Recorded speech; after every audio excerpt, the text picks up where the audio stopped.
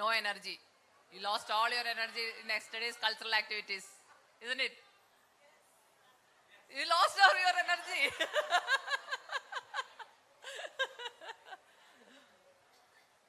Good morning. Okay. Now, let us continue our deliberations. First unit, Goa. Kamal.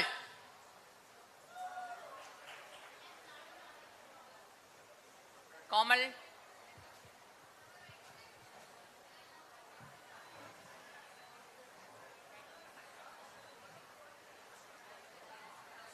On yourself. It is impossible for you. It is impossible for you to carry on each and every task for yourself. Build a support around yourself who can help you with chores. Ask your partners to shoulder through chores. Groom your sons and daughters to take on our responsibility as per their age. Master time management. Be intentional with how you spend your time. Money can be regained, time cannot. Treat it as your most precious resource. Celebrate yourself. Whether it is new handbag or pampering yourself, you have earned it. Don't hesitate to reward yourself. Self-care is not a luxury, it's a necessity. Communicate openly with your partner. Talk about your goals, your struggles, your aspirations. Discuss how responsibilities can be shared. It makes a world of difference. Dream big. Don't be afraid to set ambitious goals. Visualize your dreams, write down them, map on the steps, and work steadily towards them. Believe in your ability to achieve it. In closing, I want to say this: the road ahead will be demanding, but it is also filled with promise. Let us rise to the occasion, not just for ourselves, but the generations of women who will follow in your footsteps. Thank you, and let's make this convention a memorable and empowering experience for all. Thank you.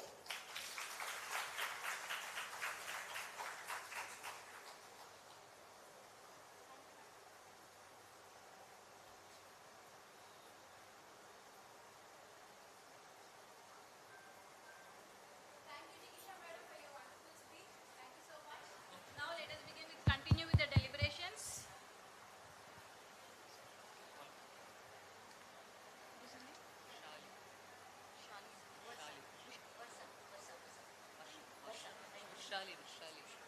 Now I'd like to call upon Vishali Zade from Nagpur. Madam, are you ready?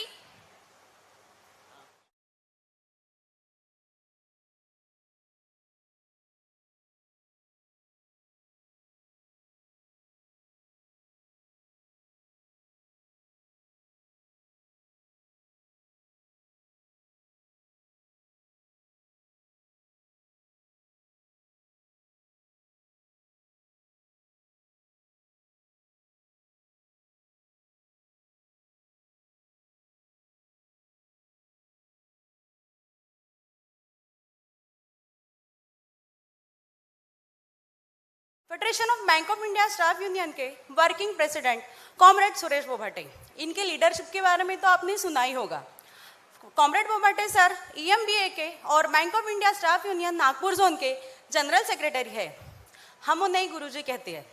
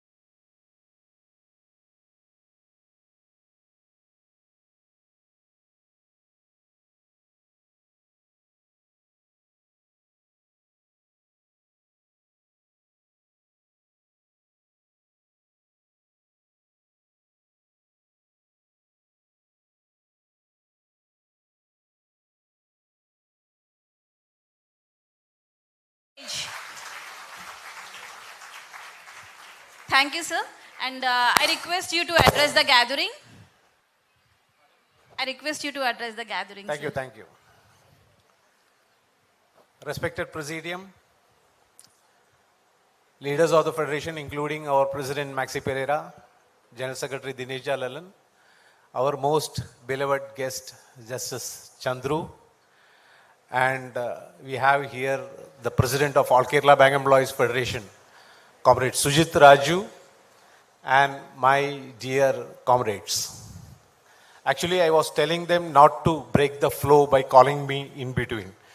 The things are moving very, in a very pleasant manner. Anyway, having called me, I will just limit myself in a few minutes.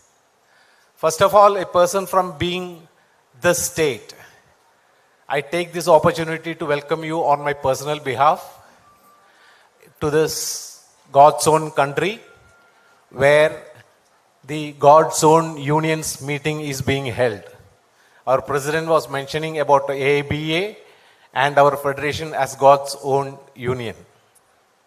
Well, I particularly mentioned God's own country because yesterday you must have seen that different cultures here, particularly when the Kerala unit performed, there was a little, a mini fashion show was shown here. Different cultures, different costumes with all Muslim, Christian, Hindu, all marriage bridegrooms, dresses and all. Similarly in Kerala you can see, as of now I should say, that we can see in the same compound churches and mosques, same compound temple and mosque, same compound temple and church. So such unique culture as of now is still prevailing in Kerala. And that is the unity which we are prevailing or preserving now. And that is what, even in AIBA, we don't differentiate between caste, culture, religion, whatever it is. We are all one. We are all one, and that unity you have shown here yesterday also. That vibrancy you have shown yesterday also. I hope that the Women's Convention is progressing as per your wish. The energy that you have shown here, definitely it was a motivation not only for you, but also to the leaders like me. We are very much united. But when we take away, when we say that we are very united, when we say that we are very strong, we are militant, the more you are united, the management will see that we will be bounced. Will be seeing that how to break your unity. That will be their main objective. See, I don't know how many of you must have received charge sheets for union activities. Anybody has received charge sheets for union activities? You must be feeling, no, our union is strong, our federation is strong, so management will not dare to give me a charge sheet. We are so, that is a belief we have. But I tell you recently, in a very recent episode, management has issued charge sheet to all the office bearers of the Kerala unit. Reason? Not for any reason related to the bank. Not any reason for a fraud or nothing like that. But in the last conference, very recently, in the last conference, in the name of putting one name in the obituary of a president of a nation, bank decided at the instance of other rivalry union only. NOBW, which is an affiliate, you know that it is an affiliate of BMS, which is also a trade union wing of BJP, you can say. And they branded us as anti-nationals. In all the social media team, in all the social media, press, everything, they were trying to harass, give wrong messages about our unity. And management, of course, they were looking at the Kerala unit. Arey Baba, ye Kerala unit to bahut badhiya hai, very united. They are getting all the benefits to the members. No. So, NOBW, on the basis of NOBW, they want to get an inroad to our union. They wanted to divide our union. What they did, one fine morning, I told you, they issued charge sheets. The way they have issued charge sheets, you know, it is a very unique thing. One fine morning in last year, when the Wayanad district in Kerala, we had a very big natural calamity. A landslide occurred. On that particular day, when we, our members, office bearers and all our comrades were searching for our own members, we were trying to do some relief activities. So that news came as a shock to us. So at that time, when our General Secretary, President were all busy in that, zonal manager calls our General Secretary at 10 a.m. and he says, Sandeep, please come to the office with all your office bearers. That was just after a week, not even after a week, just after our conference, last conference where this episode had happened. So normally what we thought is that, okay, fine, there has been a customary practice that they are inviting for felicitation of our office bearers. But unfortunately, Sandeep said, no, we are busy with the landslide, our people are there, we are looking for relief measures, so today we will not be able to come, in a couple of days we will come. Zonal manager said, no, today you have to come, all office bearers has to come today to zonal office. So I said, no, today we cannot come. In another day we will come. He said, okay, if you cannot come at 2:30, today evening 3:30 you have to come to the office. So all our office bearers has to come to zonal office at 3:30. So we said, no, we cannot come. He said, no, it is head office instructions. It is somebody else's instructions. You have to come. Whoever the instructions may be, we are engaged with the relief activities of our calamity. We will not come. That is the instruction. That is the reply given by our General Secretary. Okay, he said. But later, we came to know, we didn't go on that day. Later, we came to know that the zonal manager had planned the meeting in such a way that at 3:30 p.m. in our zonal office, some NOBW comrades from other banks, of course, they don't have a membership in our union. They don't have any single membership in our unit. We are 100%. At 3:30 p.m., we came to know that 4 or 5 NOBW comrades from other banks came there. They staged a demonstration demanding that all the office bearers and the members of Bank of India Staff Union Kerala should be dismissed for anti-national activities. So they were showing demonstrations, but unfortunately we didn't go. And after that, they were invited to the zonal manager's cabin and they were treated, giving a chair, cup of coffee, everything were given and sent off. So what was the plan? The plan was in connivance with the, political or whatever it is. When we go there as planned, as per their choice, we will be going there. Zonal manager will be receiving us and issuing us charge sheet. And after issuing the charge sheet, when we come out, these people will be staging demonstrations and shouting that here goes the anti-nationals. Immediately, this was the response. They were trying. All the office bearers were charge sheeted. AIBA intervened. Our federation intervened. Ultimately, our AIBA said, this is not an attack on individuals. This is an attack on our freedom of expression. This is an attack to divide our union. So what we should do? We will not individually give any reply to the charge sheet. We will see what may. That was a direction from Federation and that was a direction from AIBA. CHU intervened. This is the plan of NOBW to come, divide our union, come into our fold. This was a plan. But AIBA clearly realized the motive behind this and immediately called for an all India strike on August 28th. All banks, all AIBA comrades. Immediately the situation became very serious.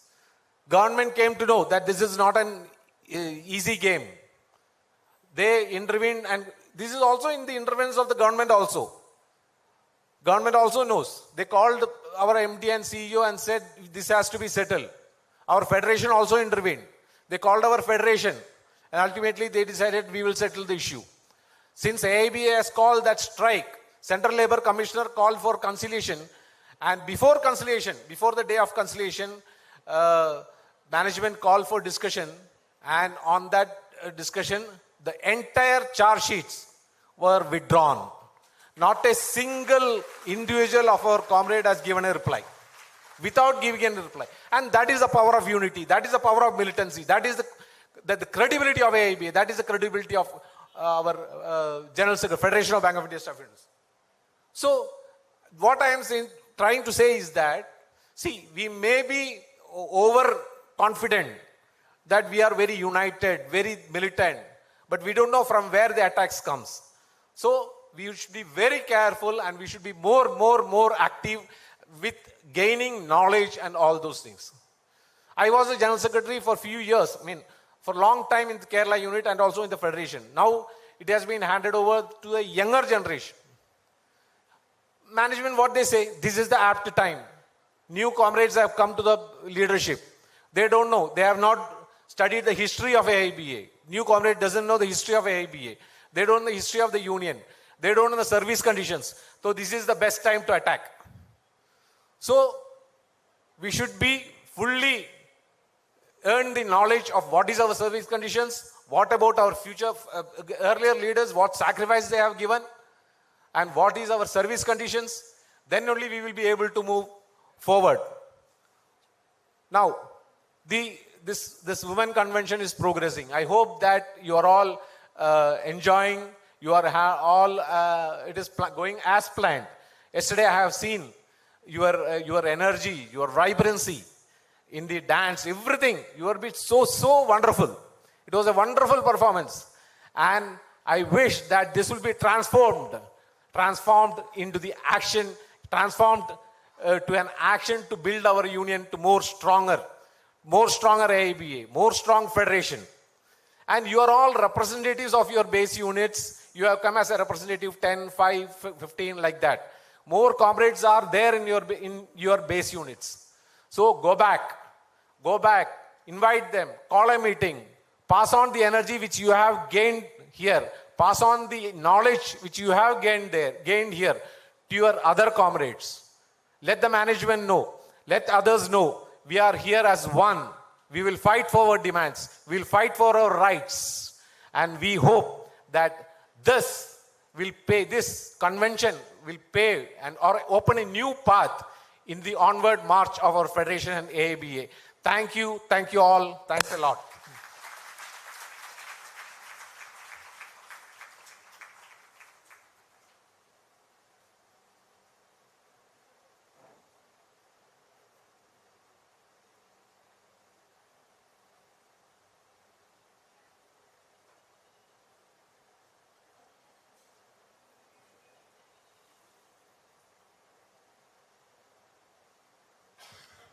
Thank you so much, sir. It was very inspiring. And we'll definitely transfer all our energies to our comrades also. Thank you so much.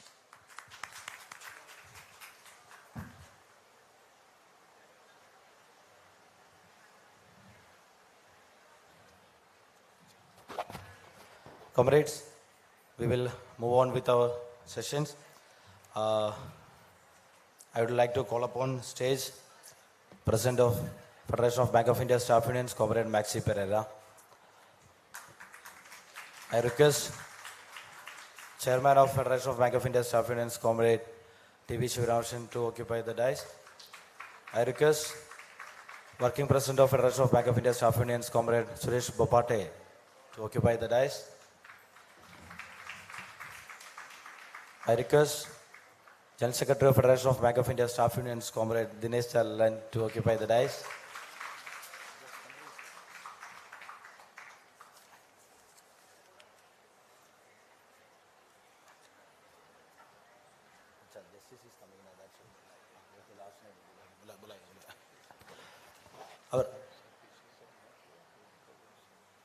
Our lady comrades, Comrade Hemalada, Comrade Volga, Comrade Jigisha, and Comrade Richa will continue on the dais. Please be there. I call upon General Secretary of All Kerala Bank Employees Federation, Comrade B. Ramprakash, to the dais.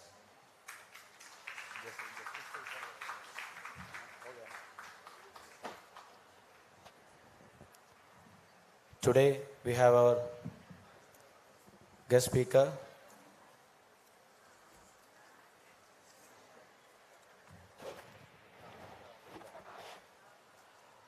President of All Kerala Bank Employees Federation, All India General Secretary of Federal Bank Employees Union, National Convener of Private Bank Cell, we proudly invite and welcome our beloved comrade A.R. Sujit Raju to the 4th All India Women's Convention. He's a fighting leader. He's fighting throughout his career for the welfare of private bank employees and to the banking fraternity.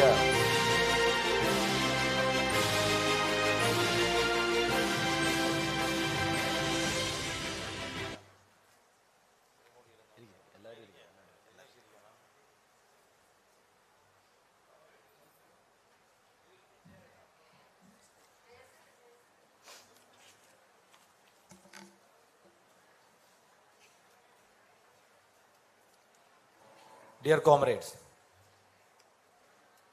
today we are fortunate enough to have our chief guest, Comrade K. Chandru here. I will call him Comrade. He's a retired justice, but still I will call him Comrade because his entire life he has been a trade union activist. He was born in Tamil Nadu. He was born in Tamil Nadu.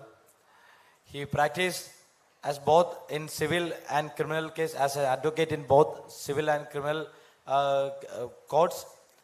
He became the Chief Justice of Madras High Court and he retired in 2013. But he started into a trade union or as a student leader. He has brought up as a student leader. And he has been expelled from college for leading student activists once he was having the law studies. Then again he has been joined in another college for pursuing his undergraduation, but he has denied hostel only with the reason that he is a student activist. But later he become advocate and he become Justice of Madras High Court. He has a record that he has given decree for 96,000 cases when he was a Chief Justice. He was always with the laborers. He was always with the poorer section of the country. You might have seen the film Jai Bhim. Yes? Have you seen the film Jai Bhim? In the Jai Bhim is based on his story.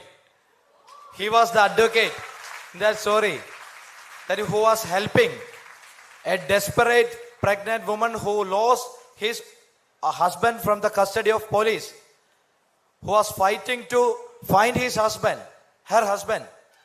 He was actual living character, living person, Justice Chandru, who has been shown as advocate in the film Jai Bhim. We are proud enough to have him. He will take a session on women law and labor rights. And one more thing, today he is here. I will say 2 words in the morning. Once he came, as we have arranged accommodation for everyone, he also had been given accommodation, but he refused to take accommodation. He waited for in the lobby of the hotel. He's very simple man because I am fortunate enough to hear him in many occasions in the leadership camp at Chennai, in our trade union camps on classes and disciplinary proceeding classes also. He's a very well orator and narrator, and he's a very simple man.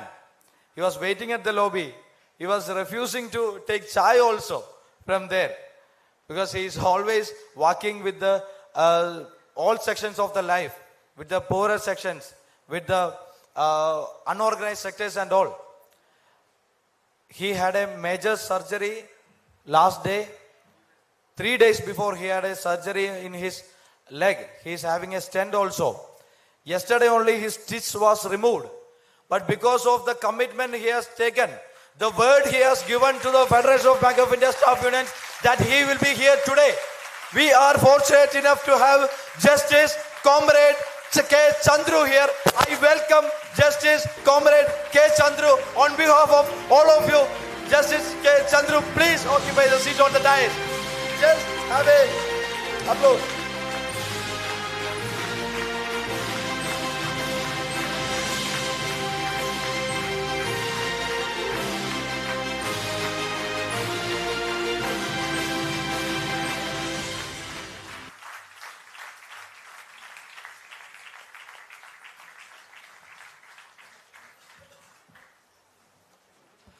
Over to the Presidium.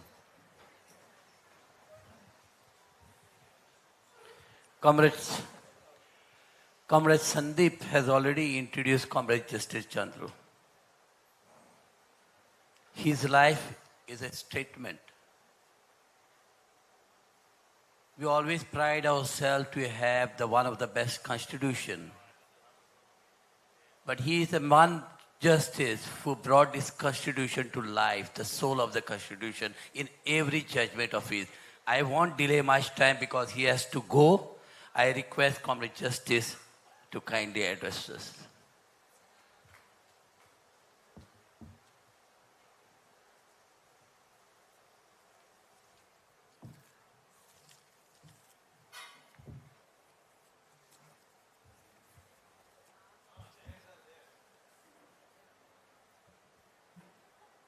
Dear comrades, greetings to all of you. Normally in our meetings, we always say, Inqilab Salam. You know, today, the slogan has become so dangerous. Most of you know, there was a student of Jawaharlal Nehru University, Omar Khalid, who has been arrested for the last 5 years. He has not been granted bail, though several attempts have been made. What is the case against Omar Khalid? They say he was responsible for some disturbance in Delhi. So far, charge sheet has not been filed. He applied for a bail before the Delhi High Court. He was arrested under the Unlawful Activities Prevention Act, UPA. So the bail comes before 2 judges. So the police showed the text of the speech. The speech started by saying, Inqilab Salam. What is shocking, in fact, the previous speaker mentioned about charge sheet given to some of the office bearers of your union on the ground of unlawful activities. Now, the slogan, Inqilab Salam, why I am afraid to even mention, you must read the Delhi High Court Division Bench judgment. Today the judges speak more even on bail application. In the bail application, 2 judges of the Delhi High Court said, we are not going to consider this slogan as an innocent slogan. Once upon a time, before our independence, it might have been raised in many platforms. But today, that is not the situation. We consider this slogan almost similar to the French Revolution. You know the name of Robespierre, who was the leader of the French Revolution. And the aristocracy of France were all killed by guillotine. And there was a bloody revolution. Now the judges of the Delhi High Court say, Inqilab Salam means the French Revolution. That you may want to make heads to roll. And therefore no bail application.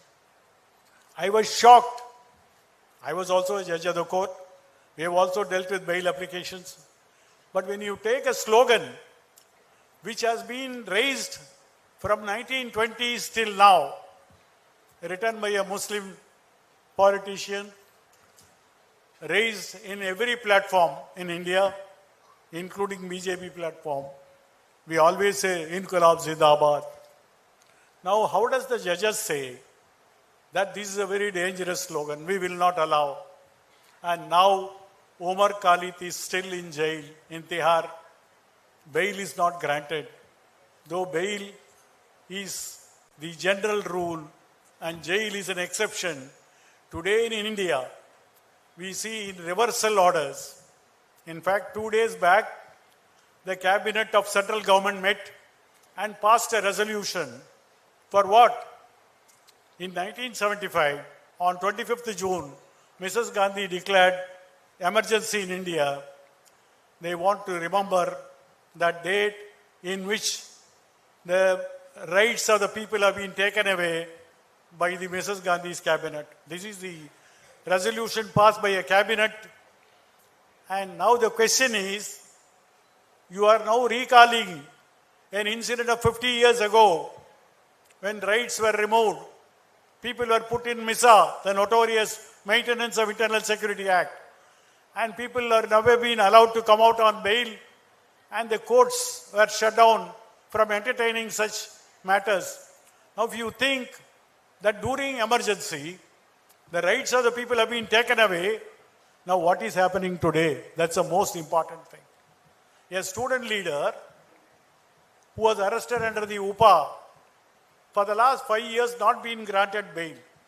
Therefore, it has been rightly said, Comrade Nilopal Basu of the CITU said that you might not have declared emergency, but you are doing worse thing than what was in emergency. We are now seeing a repeat performance of emergency without a formal declaration of emergency. And therefore, when we are meeting in a convention, that to a women's convention, we should first understand that under what circumstances today we are passing through. Our economic demands may be there, our outsourcing, our workload, our demerger or merger or privatization, all that can be there. Beyond all that, do we have a cherished fundamental right, the right to speak, the right to assemble, the right to organize as a union, the right to bargain for a better economic deal? This is the fundamental issue. Other issues are subordinate to this issue. Unless we discuss our fundamental rights as a material issue, there is no point in having convention, no point in glorifying that we got this benefit or that benefit. It is in that sense, now I recalled why I am afraid to say Inqilab Salam. In fact, I wrote a letter. I even wrote an article to those two judges of the Delhi High Court. I asked them, word Inqilab is just a revolution. Nobody knows what is actually a revolution. Now we raise an issue. Does the slogan become so offensive? Does the slogan become so threat to the ruling class? I asked that question. You go to the Bangalore Central Railway Station. What is the name of the station? Kranti Sankoli Ramaya Sansa. What is Kranti? You go to Madras Central. M.G. Ramachandran, revolutionary leader. Everybody says Jayalalitha is a revolutionary leader. The word revolution, everybody knows today's is, whether there is meaning or not. Now, two judges to take a serious view, you must also understand when our demand come before them, what kind of relief that we may be getting from them. That's the most important issue that we should discuss today. And today, the women are not having mere convention. In fact, I remember during emergency time, there was a British lady, Mary Taylor. She was arrested and put in the Hazaribagh jail in today's Jharkhand. At that time, it was part of Bihar. Now, when she went back to England, she wrote a book, My Experience in the Prison at Hazaribagh. Now, everybody dismissed it by saying, some British lady saying that. Today, you will find, in the last 2 years, there are two books. One by Comrade, you must also know by now, Bharadwaj, Sudha Bharadwaj. She is from Rajasthan. She is in Delhi. She was kept in jail in Yeravada, in Pune, for 4 years. For what reason? Nobody knows. In the same case, Bhima Goregan case, there are 15 persons who are arrested. Still, some of them are not having bail. No charge sheet is filed. And she has written a book, Pardi Ward. She was in Yeravada jail of the women's cell. She has interviewed women in that book. I think most of you should read that book. There is another lady from Andhra Pradesh, Telangana. She has written a book, My Experiences as an Activist in the same Hazaribagh jail. And that has been written in Telugu, now translated in English and several other languages. Why I am talking about these two books are, today the women are not mere showpiece. They go to jail, they have written their own experience at the jail, and they were able to communicate what actually their experience within a prison yard, and that is most important. It is not as if they have written about their own demand. It is not as if they have written to glorify themselves. In fact, recently, there was a Tamil translation of the book. I was able to read the book and write a preface. I saw the book. In Jharkhand, when the people are rising up for their own demands, you know the demand today, the 150th year of Birsa Munda, the great Jharkhand tribal leader, whose slogan was Jal Jungle Zameen.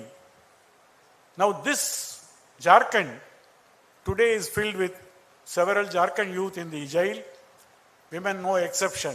And Anuradha has interviewed those women. This is most important. How each woman, they are not political. They are not arrested for some political reasons. They have been arrested for several reasons.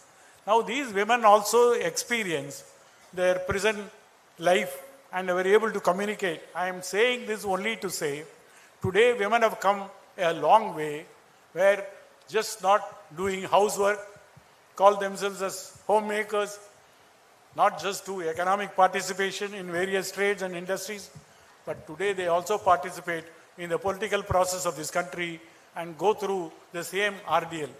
I remember when I was a student, a school student, when Mrs. Gandhi nationalized 14 banks. One bank, Syndicate Bank, started a branch next to our school compound. We did not know. It was advertised that the branch was run by women. From peon to manager was women. This was in 1968. We were going from the school every day, passing this bank, which was on the first floor in very busy area in Chennai. As a schoolboy, we were always made to think that the bank industry are only manned by man only and not women. I have never seen a women employee in any of those banks in those days. We were very curious that how women can man the bank, and that too from peon to manager. So as a schoolboy, we never had access to this bank. We used to go stealthily in the staircase and look it through the window. Is actually women are manning the counters, or women are sitting as a manager. To our shock, to our surprise, we realized that it is not only a man's job, it can also be a woman's job. And that is why you will find today the women employees in the bank are outnumber the men employees. That's the most important thing.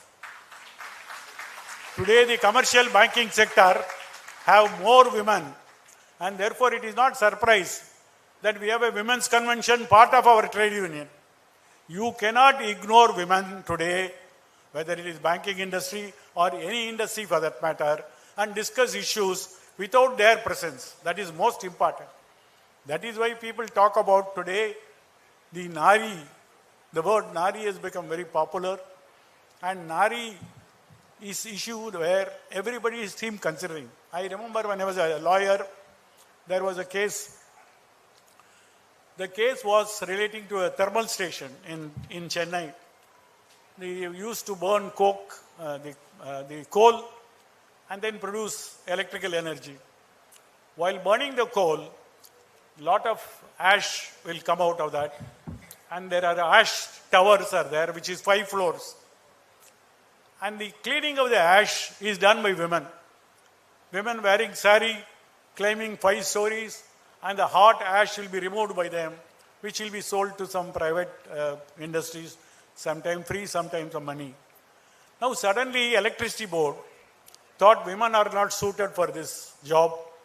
So they advertised in the papers that for this ash cleaning, only women can apply. We were shocked because the women were doing this job for several years and suddenly they are told to go home. So we filed a case how the electricity board, which is a government employment, can discriminate against women. And therefore it came before a judge. The judge was really a serious judge who also had concern for women. He asked me the question, don't you think it is in favor of women? How does this woman wearing sari go up to 5 floors? Is there not a risk for them? Be charitable to them. That's what the judge told us. We didn't know what to give a reply. So I told them, this was in 1975, I told the judge, sir, our country is having 110 crore people. These 110 crore people are governed by one lady who is the Prime Minister of India. If she can govern 110 crore, what is the simple mechanism of claiming and then cleaning the wash? Judge for the first time realized that there is other viewpoint. We can't be paternalistic. We can't decide everything for women ourselves with our own men mind. And therefore he granted an order that the Tamil Nadu government cannot prohibit women being in any employment. Now this is I am saying only because men think only in a men way. Unless we walk on 2 legs, the sky may fall unless both hands are holding the sky. That is why Mao Zedong said, holding the sky, holding half the sky. Now I will say, holding more than half the sky is the woman. Otherwise the sky may fall. And therefore we should think in a different manner than what has been thinking. This is not a statement made by me. Even yesterday you had a class on sexual harassment. Now the sexual harassment complaint is not only for commercial areas, even judiciary, even the highest member of the judiciary is accused of sexual harassment. There was one such case came before the Supreme Court.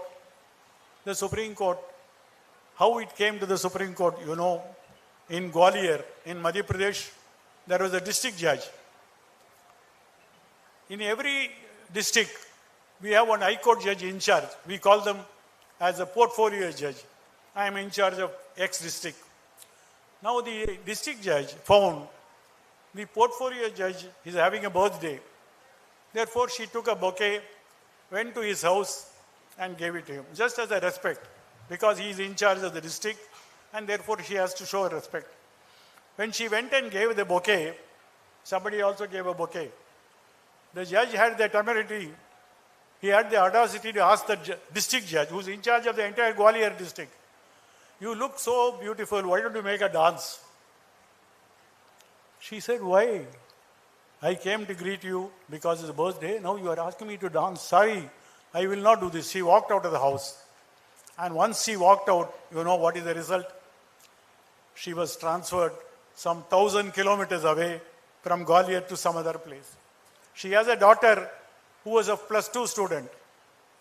And she has to take care of her also. Now suddenly go some 1,000 kilometers away. She wrote a letter to the High Court saying, I can't go during the middle of the academic year. My daughter is there. And how this man can punish me like this?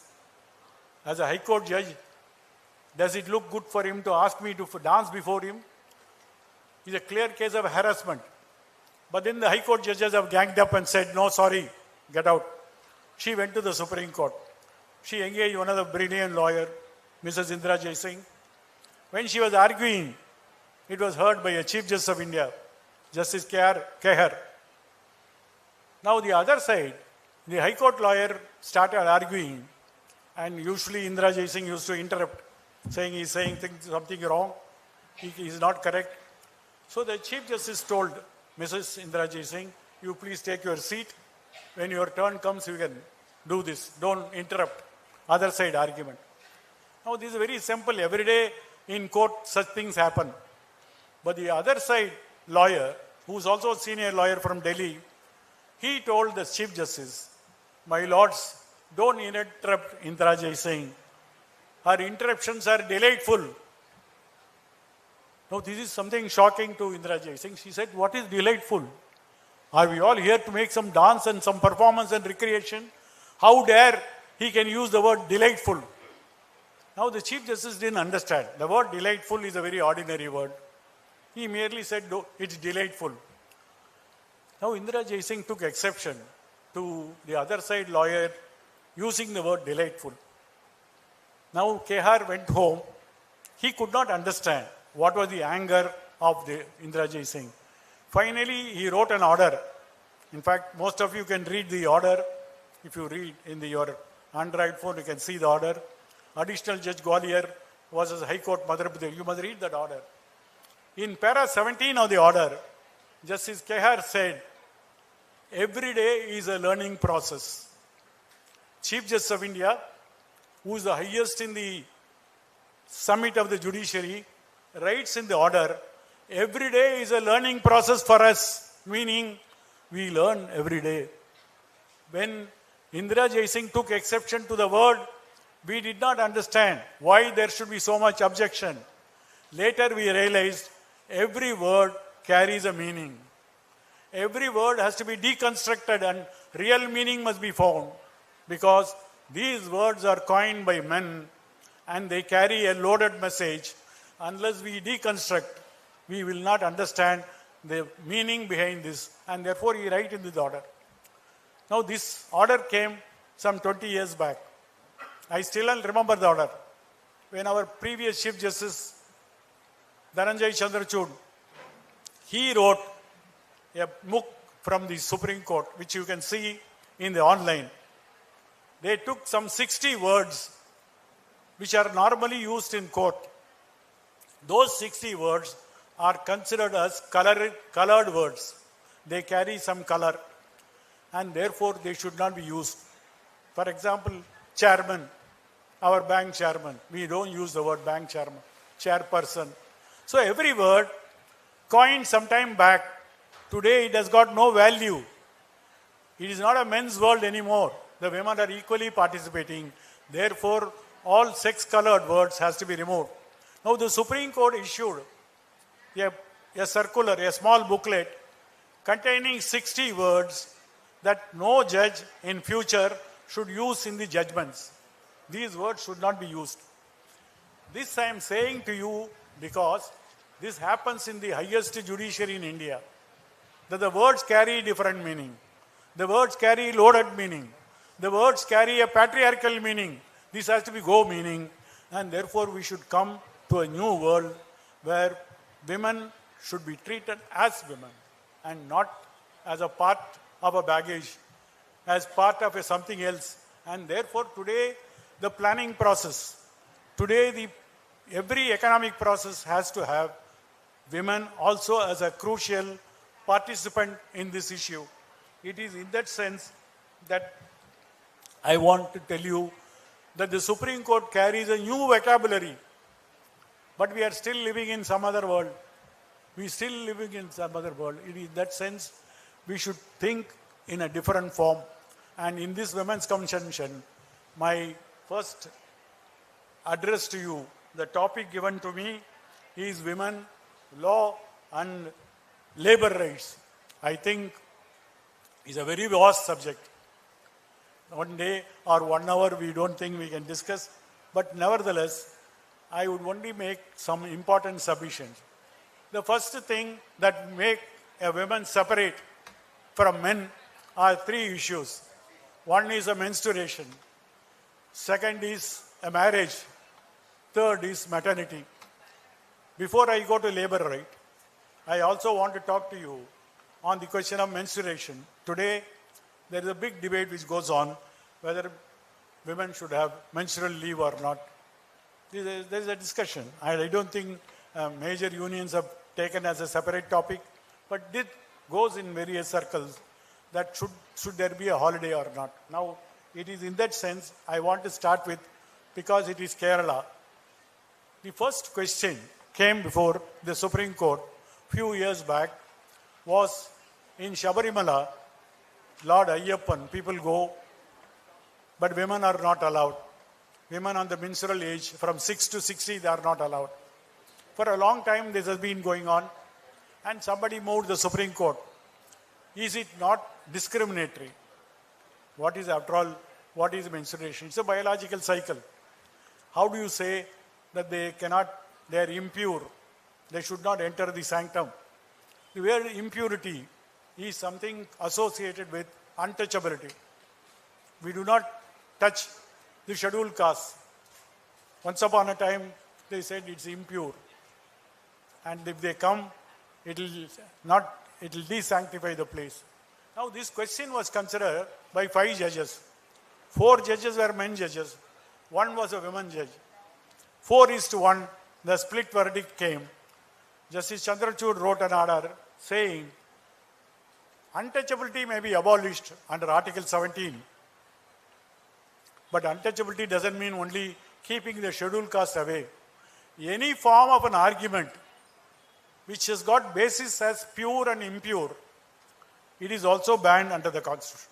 For the first time, after 75 years of the Constitution, a judge says, this article, abolition of untouchability, is not only to scheduled caste. Even if you treat women as untouchable, even if you say the women are polluting because of their menstrual cycle, they should be kept out. That is also hit by Article 17. Article 17 says untouchability in any form is abolished. Now I won't go into details, but these are a reported judgment which you can read. I won't take you. But then what the learned judge says in that was, untouchability in any form is forbidden.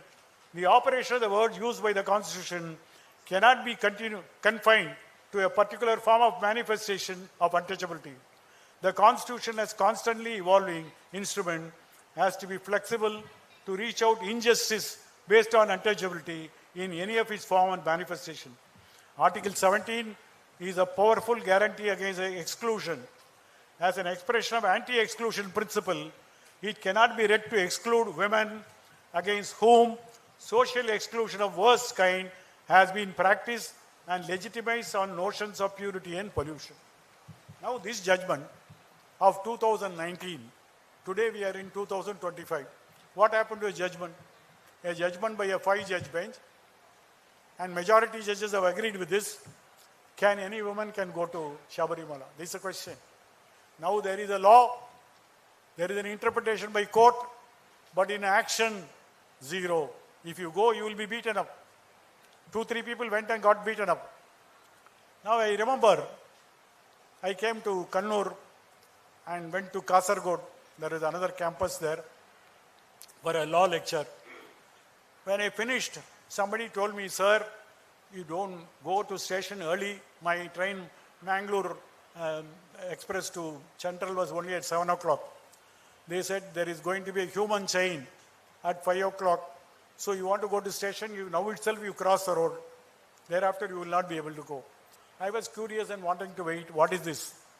This human chain was a unique human chain from Kasargod to Tirunelveli, around some 700 kilometers. Women were standing on the side of the road, holding hand in hand. 700 kilometers, women were standing. It's called Mahila Madilugal. That means women's wall. What is the simple demand? Let the judgment be implemented.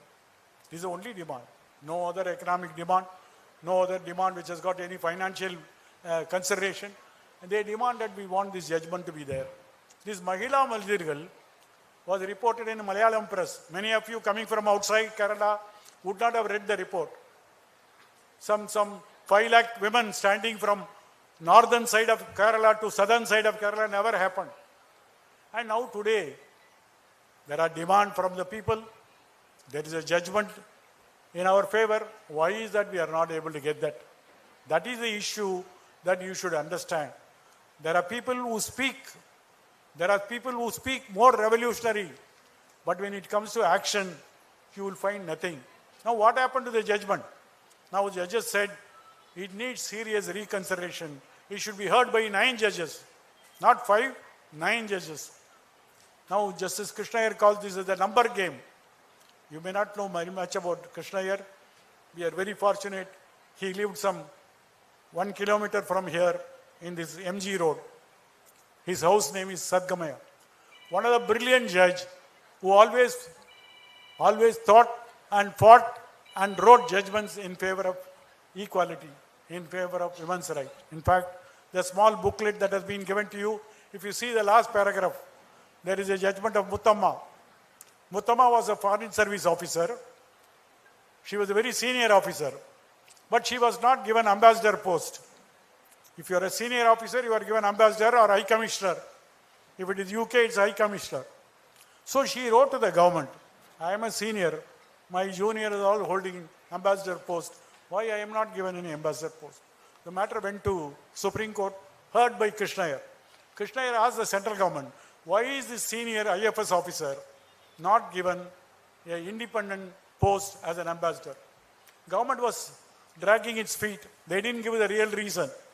Then one day Krishna Iyer said, if you don't give the reason, we'll strike down the rule itself. Then finally they said, Muttamma is an unmarried woman.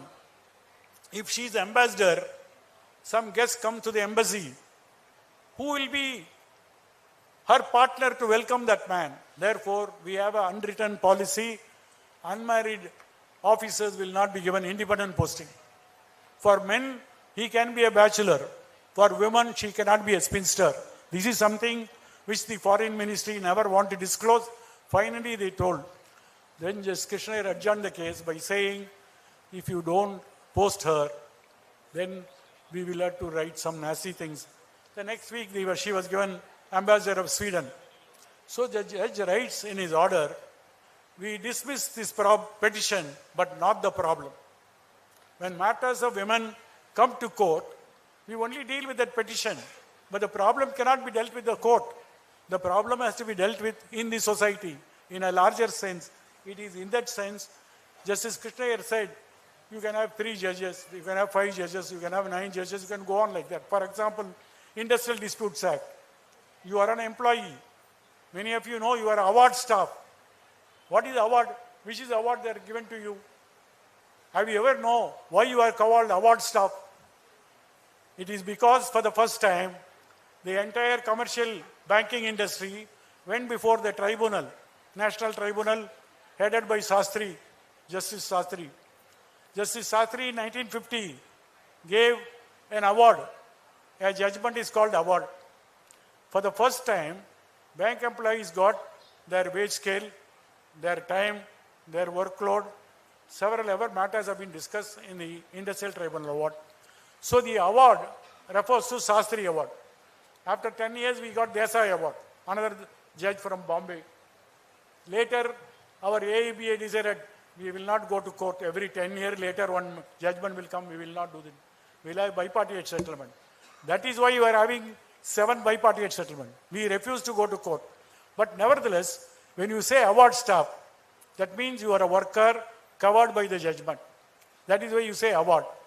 You know there are many union leaders, when they are given promotion, they refuse promotion. If they accept promotion, they will go outside the ID Act. They want to work for the union. So they sacrifice their promotion.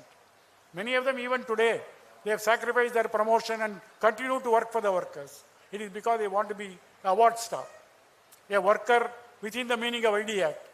In 1947, when the Industrial Disputes Act was written, there is a term 2S, the term workman. What is a workman? Workman is there in several few lines. Even today, even after 75 years, the Supreme Court is still hearing who is a worker. Is he a worker? Is he not a worker? There are so many things. For example, special assistant, whether special assistant is a worker or not. Whether a jewel appraiser is a worker or not. Whether canteen worker is a worker or not. Even now it goes on. Do you think for 75 years we will be still fighting to know what is the definition of a worker? And now it is before a 9-judge bench. That is what he calls as a number game. Now, Sabarimala Ayyappan is safely there. but the judgment is before a 9-judge bench for the last 2 years. 9 judges have no time to hear the case because they thought, let Ayyappan wait, let the women wait, we will hear more other important things, and therefore this case is not heard. This I am mentioning because the word menstruation is a biological term. It's a scientific term. How does the impurity come in? How does the exclusionary principle came? How does the untouchability concept came? The society brings all these ideas. It is time that we think and apply scientific mind to exclude. Now when it comes to a menstrual circle, as I mentioned to you, there are now people asking for leave. Even some major unions have demanded. That is an issue to be discussed. But one important issue is that why in the last 100 years, this issue was never discussed. You go to any rural areas, you find the agriculture laborers, they work all the days. They never take leave. They don't take leave because this is something which came in between. And now this question keep haunting us. I remember in one judgment, Madras High Court, in Vasanta vs. Union of India, in the year 2000, the case was very interesting because the Factories Act of 1948 prohibited women from night shift. 66A of the Factories Act prohibited night shift. That means from 6 p.m. to 10 p.m. to next morning 6 a.m. they cannot work. This Factories Act, this provision, was pursuant to the International Labour Organization resolution, which said women should be exempted. Now there were many attempts to bring in night shift for the women, but for various reasons it was rejected because ILO recommendation. There is one textile mill in Tamil Nadu filed a case. This is unconstitutional. We women want to work on all shift. It is our economic requirement. How you can prevent by law? This woman was not an employee of the textile mill. It was set up by the textile mill. Why did the textile mill want women? Because they want to have a 3 shift. You know, in textile mill, it's a continuous process. They will never stop. All 7 days and all 24 hours it will work. And therefore they wanted women. Why do they want women? Because in 1986, child labor was abolished in all hazardous industries. Therefore, you cannot employ child below 14 years. Now, child labors were rampant in match industry, cracker industry in Sivagasi, in Koilpatti, in Ramanathapuram district in Tamil Nadu. Now, these women who are excluded because of the act, these employer wanted to catch them and catch them into the textile. And if you can run 3 shift means section 66A is against them. Therefore, they filed a case. It's unconstitutional. And we argued for the women, All India Democratic Women's Association, I appeared for them. But the judge didn't agree. He said, it is the woman's right to work anytime she wants. And therefore, the section 66A held to be invalid. Now, central government, the state government never filed any appeal because they also want women to work in night shift. It is not as if the women wanted it. It is the industrialists. It is the textile management wanted them to work and therefore they came. Now when they were all take them, unmarried girls, how to attract them, how to pay them low wage because textile workers are getting more wage because of their settlement. And now you employ these people as trainee. This is a standard word they always use because banks were using.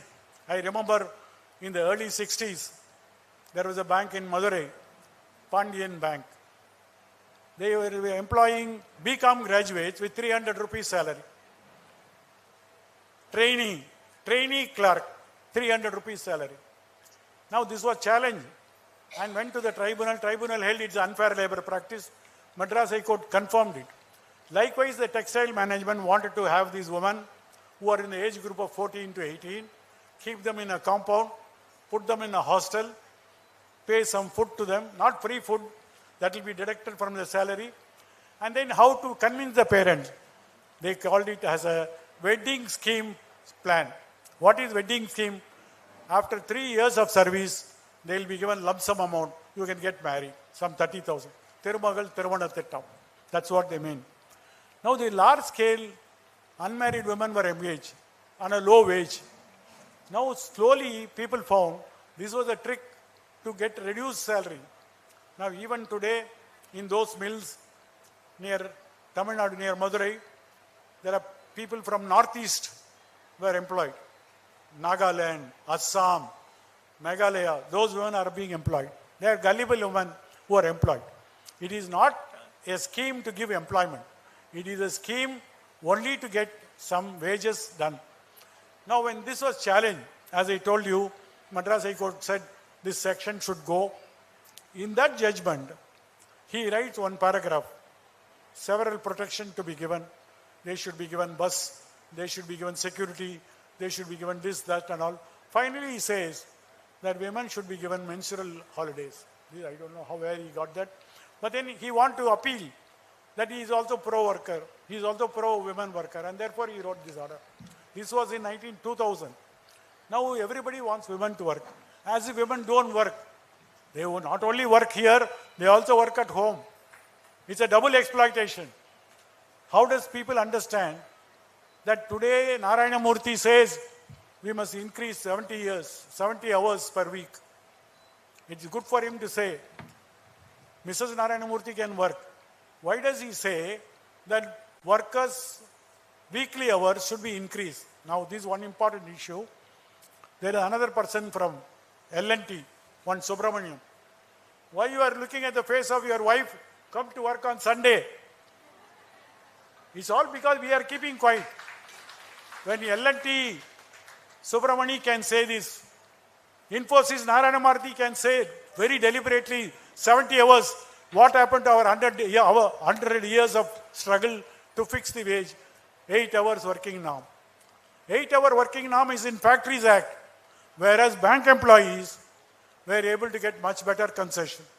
In Sastri Award, our weekly hour of work is reduced, daily work is only 6 hours and 15 minutes. And now this is something which our union got for us. Though an industrial worker, a factory worker for work 8 hours per day, we do not work 8 hours. Now Infosys Narayana Murthy and L&T Subramaniam says, why do you look at the face? As if only men are working. Today you will find in India, the industrial working population of the women has considerably increased. Now it is 34%. Very shortly it may even exceed 50% margin. Now it is in that sense, why is the men discuss about the hours of work? As if they don't do any work at home. They do at home. They take care of the children. They take care of the home. That is why even in America, though it's a very progressive state, when it comes to night shift, they feel that women are doubly exploited. They also take to her, and the night shift, they let to work without sleep. And when they come to daytime, they let take care of the house, which means they work and their health gets spoiled. This is a matter to be discussed, not by two men who are in Bangalore and making all kinds of statements. Why is that we are not able to controvert that the working class have won a considerable right saying 6 hours and 15 minutes is our per day work, and maximum weekly is only 36 hours. Now these people want double shift, and therefore today you will find in the media, generally the news, any statement which are against the workers, the stakeholders are not being discussed. People who have got more relevance, they talk about 70 hours of work. And this is what we should be very careful about. Not that we get night shift or we get some extra payment. That's not the issue. The issue is about health. Issue is our own life. Issue is our own family. And who will discuss? We will have to discuss. And therefore, when it comes to menstrual leave, that is something we discuss. I am not saying it is an issue to be closed. I am only saying, why are the men who are discussing this? Why not the women who discuss this issue? Now recently I remember there is a judge of the Supreme Court, Nagaratna. She is from Bangalore. Her father was the Chief Justice of India, Venkatramaya. There was a case before her, again from Madhya Pradesh. 6 women judges from the Munsif Court, that is the first court. We now call it as a Civil Judge Junior Division. 6 women judges were terminated. What is the reason? Their work is not satisfactory. This is what they say, not satisfactory. One lady judge, she went through miscarriage. She took holidays for the treatment. Now the judges write, her output is not sufficient. How? Somebody is taking a leave, somebody is on medical leave. What is the output that you are talking about the cases? Now when they terminated, they came to the Supreme Court. It came sometime in November 2024. You must read the papers. Don't think the only job is only to go to the bank and come. You must read the papers. What's happening today? Nagaratna said, let men have menstruation. They will understand. This is a statement which carried in all the newspapers. It is only because she is a woman judge who said, unless the women have menstruation, they will not understand this. She has said that. After 6 months, they came for final hearing. She struck down all the dismissal orders and redirected reinstate. It's a very reported judgment. You must read the judgment. She discusses threadbare how women are being hounded out. Women are being found insufficient by the men superiors for the reason best known to them. They are not being considerate as a human being. And then how does a person who carries miscarriage, how does she supposed to attend and then do all the cases? Then she writes in the end, that's most important. She says, unless women hold positions in power, this situation will not change. You may be a clerk, you may be a manager, but you are not in a position of decision-making process. You are not the policy maker, and therefore you will be continue to be suffer by these decisions of men. This is written by Supreme Court judgment. You can show this to anybody you want. Unless the women share power, they will never be treated equal. It's in that sense we have been discussing. Now Supreme Court says women should be in all power. If you appoint women, there will be some diversity. In this country, there will be diversity if you appoint women. Now we had as Chief Justice, Mr. Chandru. He always lectures in all foreign universities. He went to Harvard. He said, India is improving. Women are becoming judges. You go to Kerala, 82% of the women are judges in the Kerala subordinate judiciary. He didn't say about Tamil Nadu. Tamil Nadu is 74%. Now one word he did not say. How many are sitting in Supreme Court? How many are sitting in High Court? It is enough to say municipal posts, they are competitive posts. Nobody is giving free. They are writing exam, they are attending interview and then getting the post. But when it comes to selection, in how many high courts there are women judges? The same Dhananjay Chandrachud, for 2 years he was Chief Justice. During his 2-year period, he did not recommend one judge as a women judge for a post. Why this is important? Because in our country, people speak everywhere. Revolutionary statement, progressive statement. When it comes to action, nothing will happen. It will be like this. Today, there are 34 judges except Nagaratna. There is no other women judges. Why? Are they incapable? Are they not candidates available? This is not important. Most important thing is, when I started with menstruation, I am talking about power. Now what about the power in MLAs? What about the power in parliament? What about the power in legislative assembly? Why is that a population-wise they are 50%? But when it comes to legislative assembly, 11%. When it comes to parliament, it is 7%. Why is that the population is not reflected there? Why is the political parties are not nominating women candidates? This is a question. Now when it comes to patriarchy, they will not nominate. Only when they are compelled, they will nominate. In Panchayat, they nominate. In Panchayat Union, they nominate. But they will not nominate in MLAs or MLAs because there is no compulsion. And therefore, there was a demand from 1995 that women should have reservation in parliament, in legislative assembly. This demand was always there. Everybody says, yes, we are supporting. But 106th Amendment of the Constitution now passed, which says 1/3 of the parliament, 1/3 of the assembly will be one candidate. We were very happy. 106th Amendment has come. Women are going to be empowered. Then Modi said, after the census only, this will come into operation. What has it got to do with census? Don't you know? Under the voting rights, 52.8% are women only voters. then what is the census that you are talking about? When it comes to 2030, it will not come. And therefore, such amendments are made only to show that we are supporting women. But in practice, nothing will happen. And this is something very important, that we are not demanding any concession. We are demanding any not token representation. We are demanding a natural right to rule this country. As you are ruling, we are also entitled to rule. It is not as if we are going to sit at home and take care of the children and you will be running the country.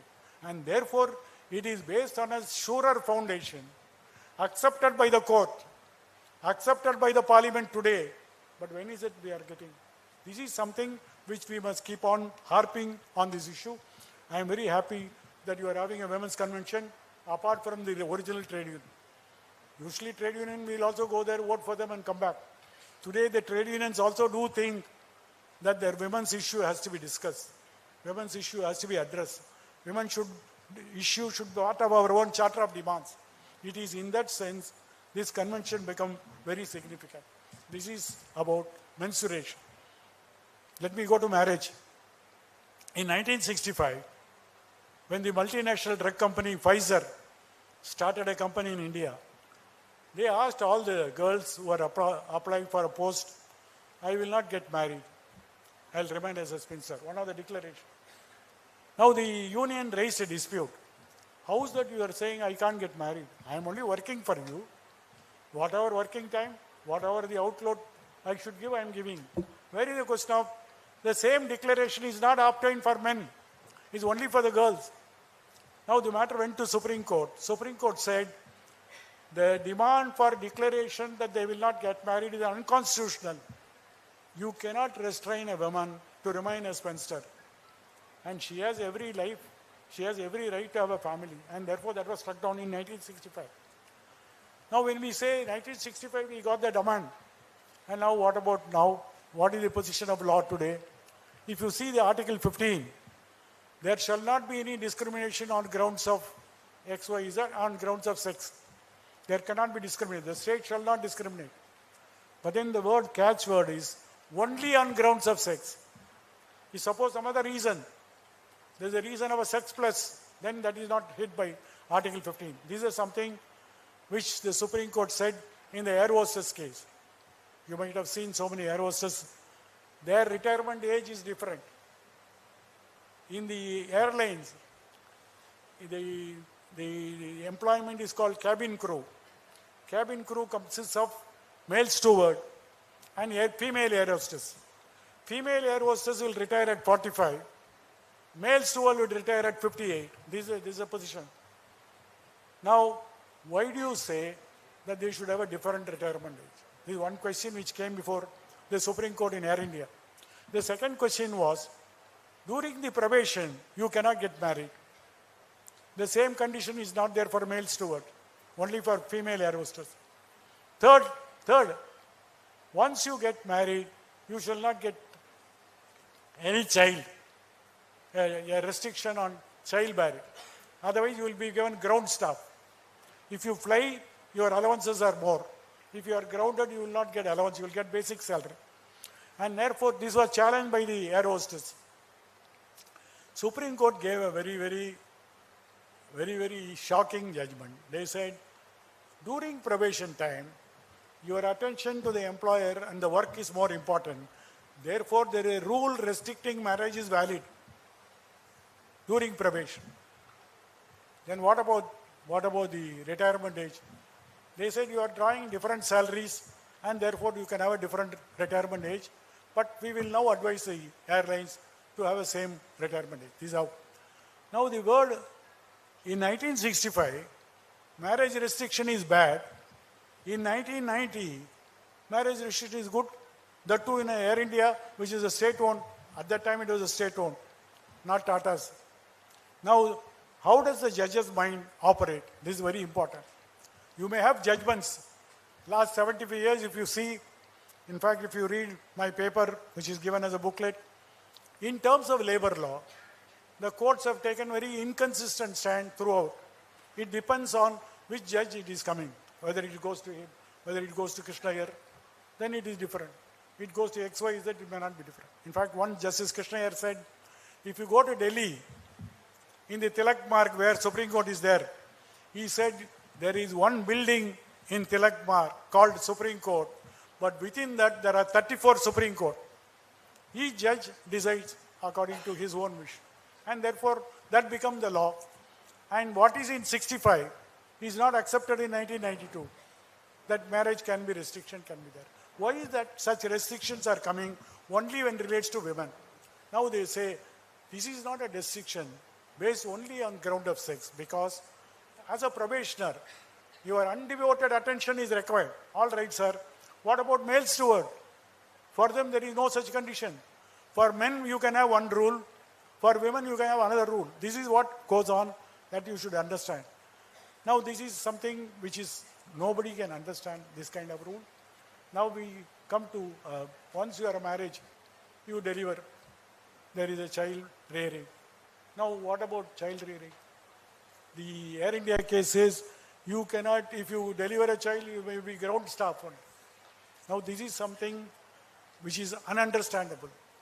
This I am emphasizing only because when you go to court, the decision-making process is decided by men judges.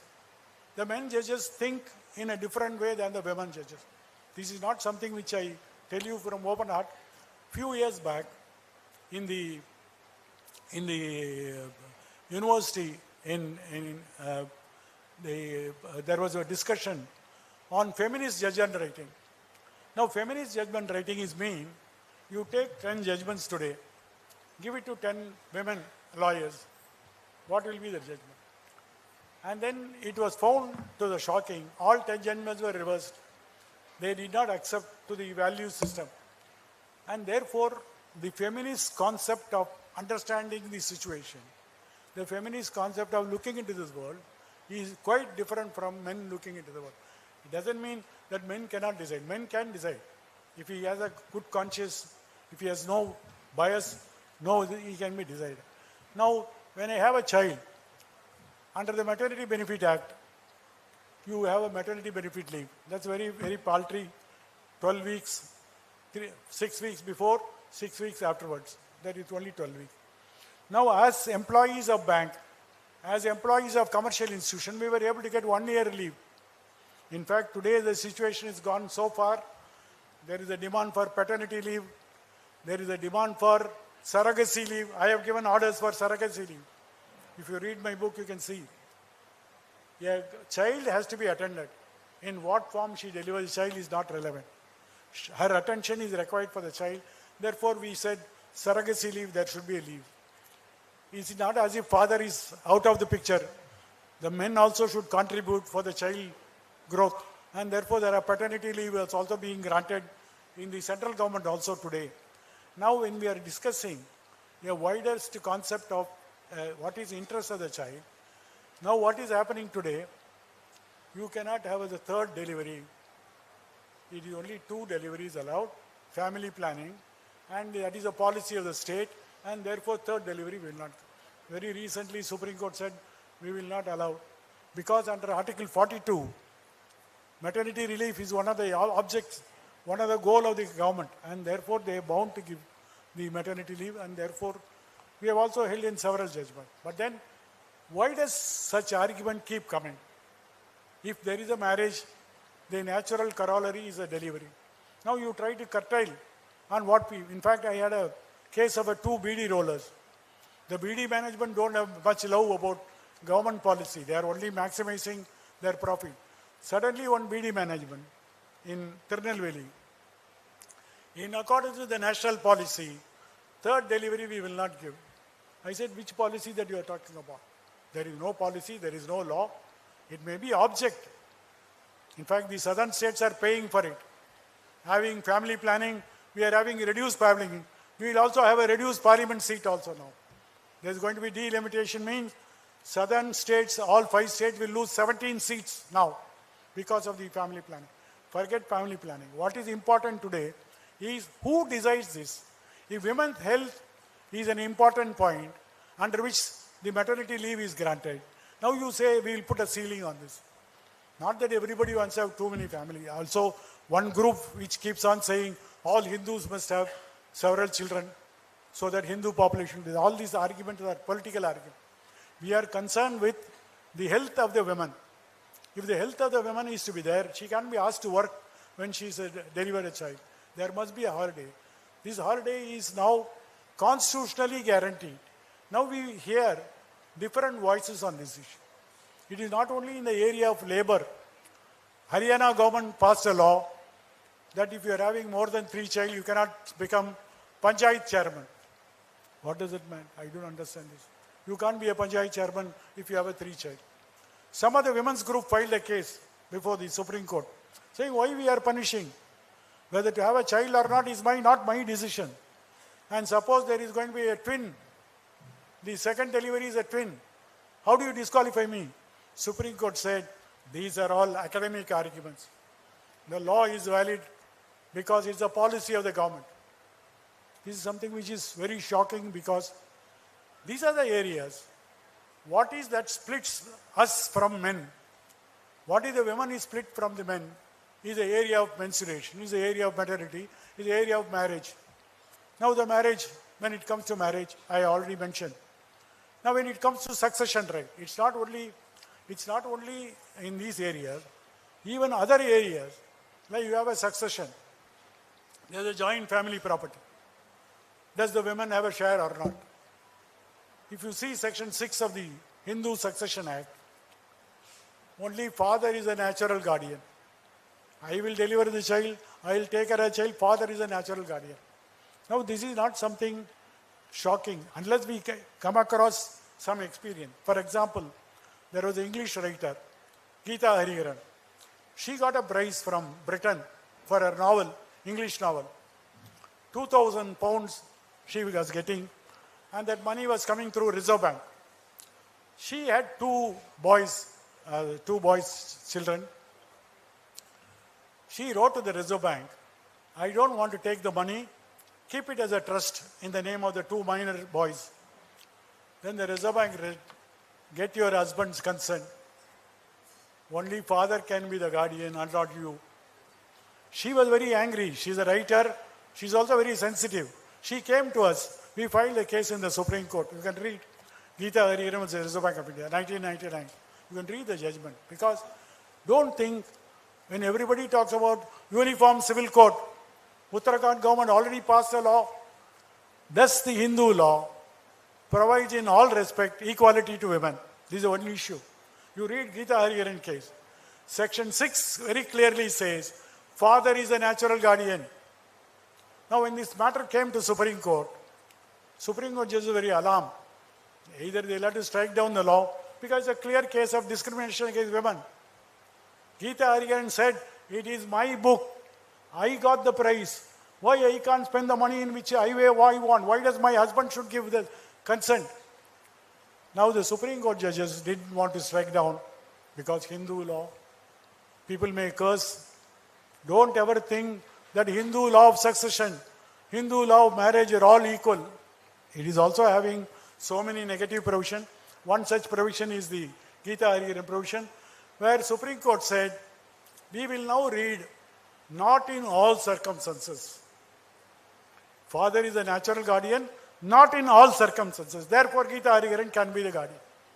This was something like a panchayat, something like a compromise. Same thing in Kerala, in the Travancore Cochin state, the Travancore Cochin Christian Act. Married girls cannot get any share in the family property because you are getting a dowry and getting married away. And therefore, we won't give you. Now, Arundhati Roy's mother, Mary Roy, she is from Cochin only. She was a school teacher. She filed a case saying, why is that married men are also getting a share? Why not married men? Now the Supreme Court said that discrimination of divesting married daughters from the family property is invalid. That was in 86. Tamil Nadu and Andhra Pradesh passed a law. Now central government passed a law. So every right, don't think it is a right which has been a divine right. It has been gained over the period for 2 reasons. One, our consciousness, our demand, then our effort. This only gives us a right. And therefore, slowly, women are able to achieve a much better system than what it was. That is most important. For that, what is required? Our own consciousness, our own organization, our own effort. All that will not come from somebody will come, some divine ordain. That will not come. We will have to work. And for that purpose, these conventions will have a greater source of energy. In that sense, I will go to the subject of labor. I will not touch longer. I'll only tell you, we have several labor rights.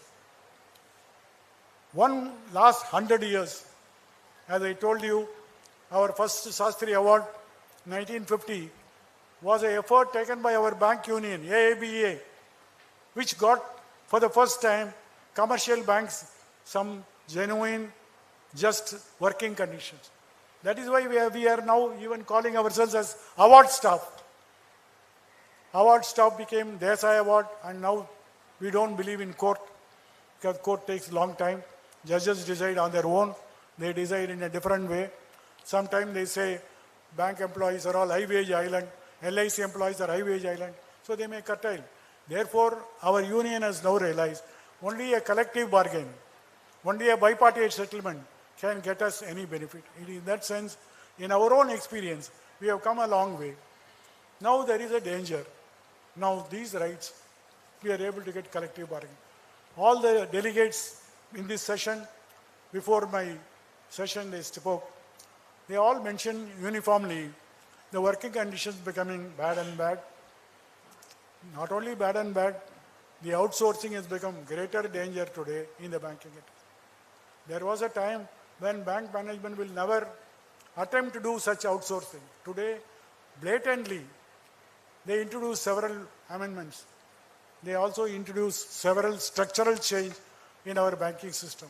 Thereby, we are made to work more and more severely, and there is less and less workload and workforce are being given to them. And this is something you saw during COVID time. Our entire labor law went to for you talk when there is denomination was of the 2,000 rupee note. We were made to work 11 hours, 12 hours. Where is the 6.5 hours time?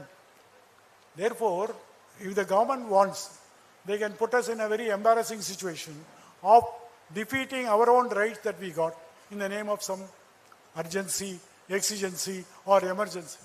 I can understand COVID, but how does the denomination of the currency note, how does it makes us to work more and more? Now the Reserve Bank says, don't do this. But they say, we will do it. We will bring terrorists to book. We will seize the money which goes into the terrorists. All that never happened. After we saw in Pagalgam, 240 kilometers they came and hit somebody and went off. Even today we do not know who is the person who came and killed all of them. Where is the question of containing terrorism?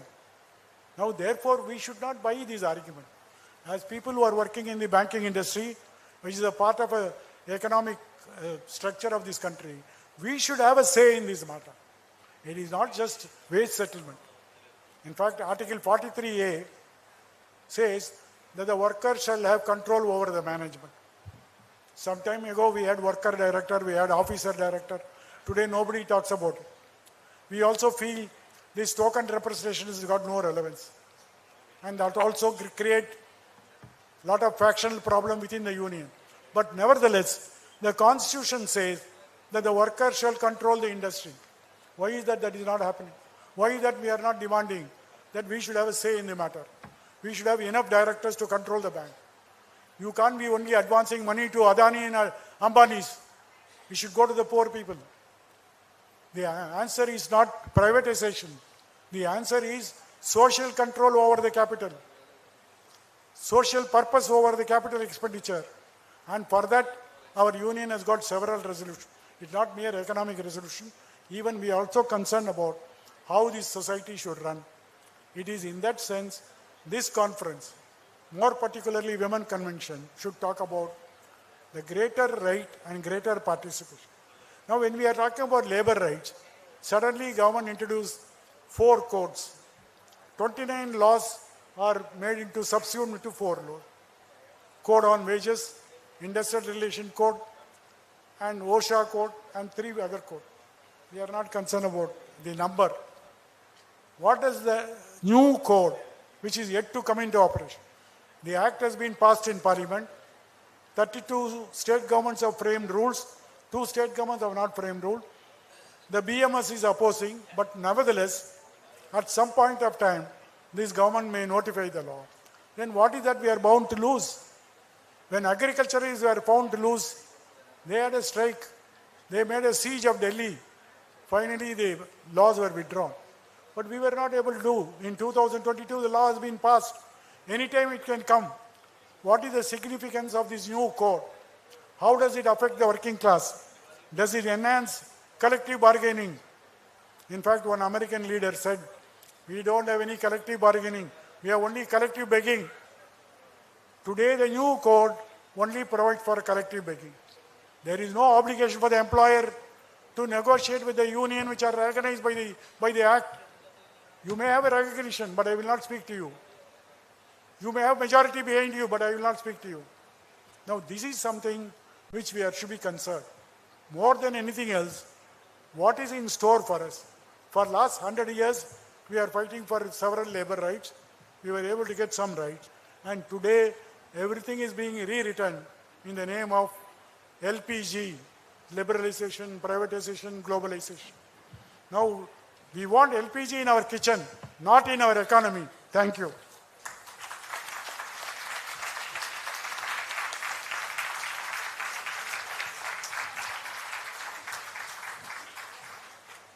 Thank you very much, Comrade Justice Chandru. We are really lucky to have your very informative and thought-provoking address. I believe this address, this speech, is a call for conscience, is a call for action, is a wake-up call for all of us. Because in day-to-day life, we may be members of EIBA in the banks, but we have failed, all of us have failed to live the ideology in our day-to-day life.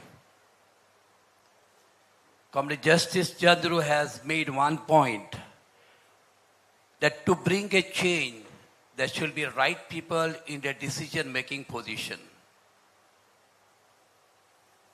Now, decision-making position need not be only limit ourselves to the bank or to be the judge of the Supreme Court or High Court. The biggest decision-making position is the Parliament, where we elect our representative. And today, if we see the composition of our elected representative elected by you and me, none of them are with us. It's a tragedy in this country that time and again the oppressed people are electing those for oppressing them. Because we live by their philosophy, by the division in the name of language, in the name of creed, in the name of caste, and that is why we end up electing those people for hurting us, for leading to exploitation, which is leading to injustice. The policies which are increasing more landless, more homeless, more unemployment. So let us take this message of Justice Chandru. Understand the philosophy and ideology of EIBA. EIBA philosophy, ideology, membership is not only to live in the branches for 24 for or transfer or anything, but it is much, much beyond that. And that is the purpose of this convention. I'm sure all of you have taken the message in the right spirit, and I'm sure you're going to live this in your day-to-day life, converting the resolution of this convention into a revolution. With due respect, the word revolution, as Comrade Justice said, is nowadays the biggest offense. But that is the message. So once again, let us give a thundering applause to Comrade Justice, please. And now, comrades, let us have the privilege of felicitating and honoring Comrade Justice Chandru by the Federation and the organizing committee. I request the comrades to come forward to felicitate and honor Comrade Justice. Comrade Dineshji, please, along with others. Comrade Ram Prakash also can join, and Sujit can join, please, and please.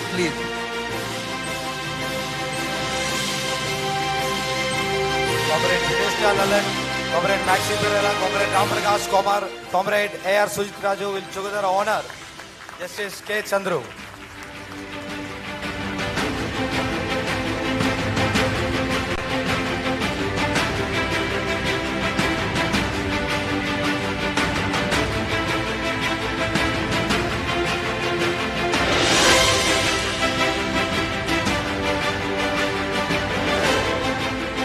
Thank you, comrades. Now, as we know, we have with us the president of the our Kerala Bank Employees Federation, Comrade Sujit Raju, and I request him to kindly address us.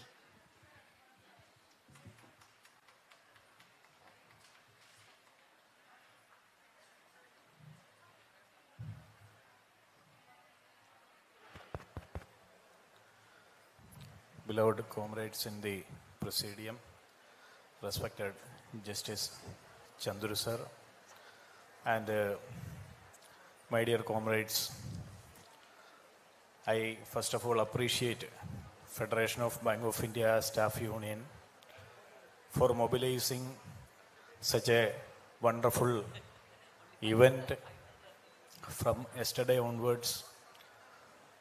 I appreciate you all. You took a pain to attend this meeting. You traveled from different parts of the country and you came yesterday and you were here. Yesterday you had a good meeting and a celebratory function, everything. And today it is also continuing. After the speech of Honorable Justice Chandru, it is a very challenging task for me to deliver more than what he said. I was listening him very carefully, very consciously. So many points he narrated here. These all points he delivered here, which is very relevant according to as a trade union. Because the very base, the trade unions are registering under the Trade Union Act, 1926. Now we are in a situation that in our country, our government is going ahead with anti-labor, anti-people policies. And they are abolishing our trade union laws and it has cut-throated to 4 labor codes. So many acts are going from this, while the amendment of trade union wage codes. We all knows these all laws were made before 100 years or before independence. Now the situation is coming. If the government could able to establish this, implement this labor code, our situation will be in a dangerous position. Now we are gathering here very freely. We are conducting demonstration, protest, and we are negotiating with the management and we are settling the issue. If the labor codes are implementing, this will be in the stake. We may not able to mobilize agitation against some particular management. Our negotiation will be in stake. All things may come.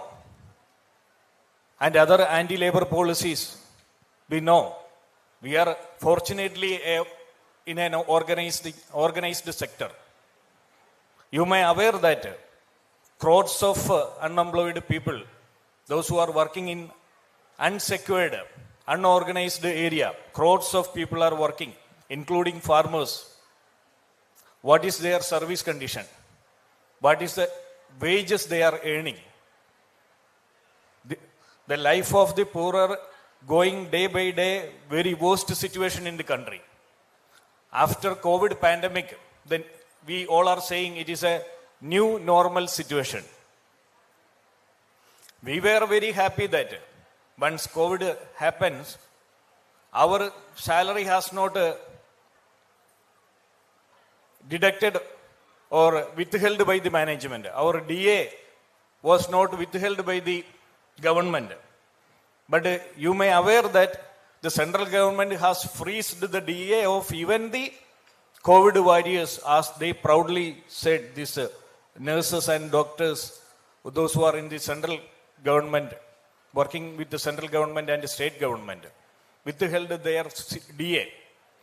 At that juncture, the 11th bipartite settlement we signed, you may remember, that was the situation of COVID pandemic. How we could achieve that settlement, 11th bipartite settlement, where the country in the whole world were in a pandemic, very chaos situation. That was only because of our militancy and our unity we are having. That is why we are very blessed. We organized under the banner of All India Bank Employees Association. We are very proud that our organization has formed before independence, 1946. All India Bank Employees Association formed, and now we are celebrating the 18th birthday of All India Bank Employees Association.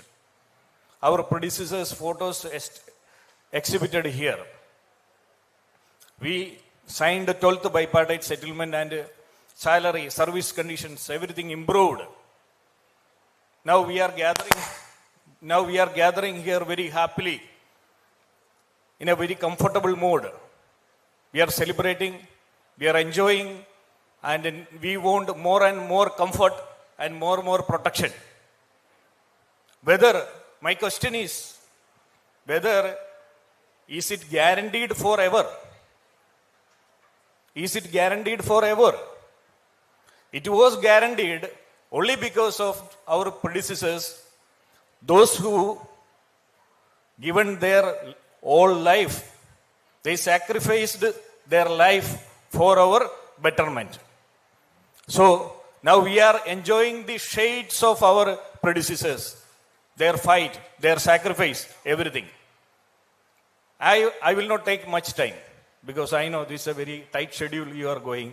I am not going to deliberate in a full length speech. But my point is, now in the banking industry,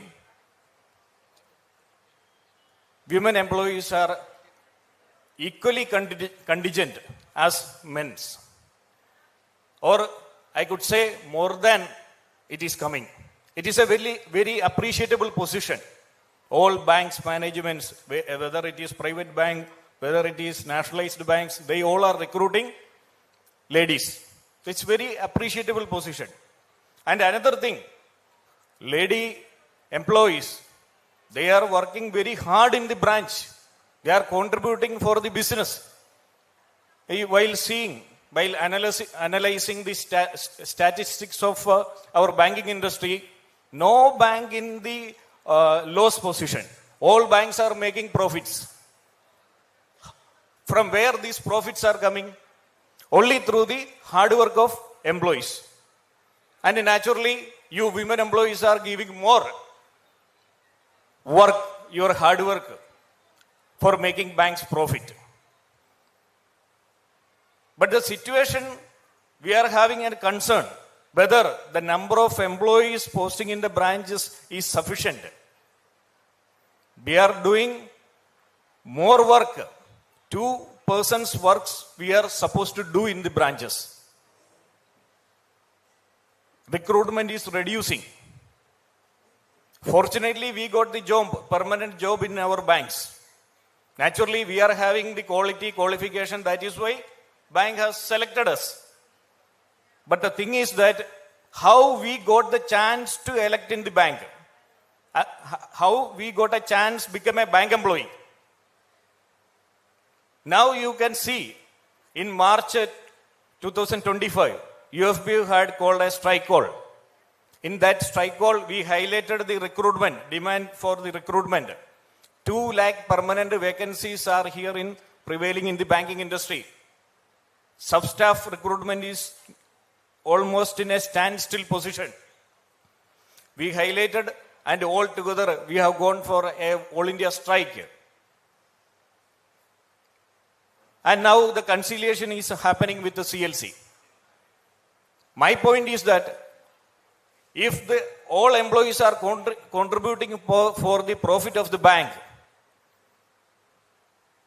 and another side, we are demanding for the recruitment and our justice, our rights. We were in the field. You have to compare how many of you are there in the field for our demands. That you please think of.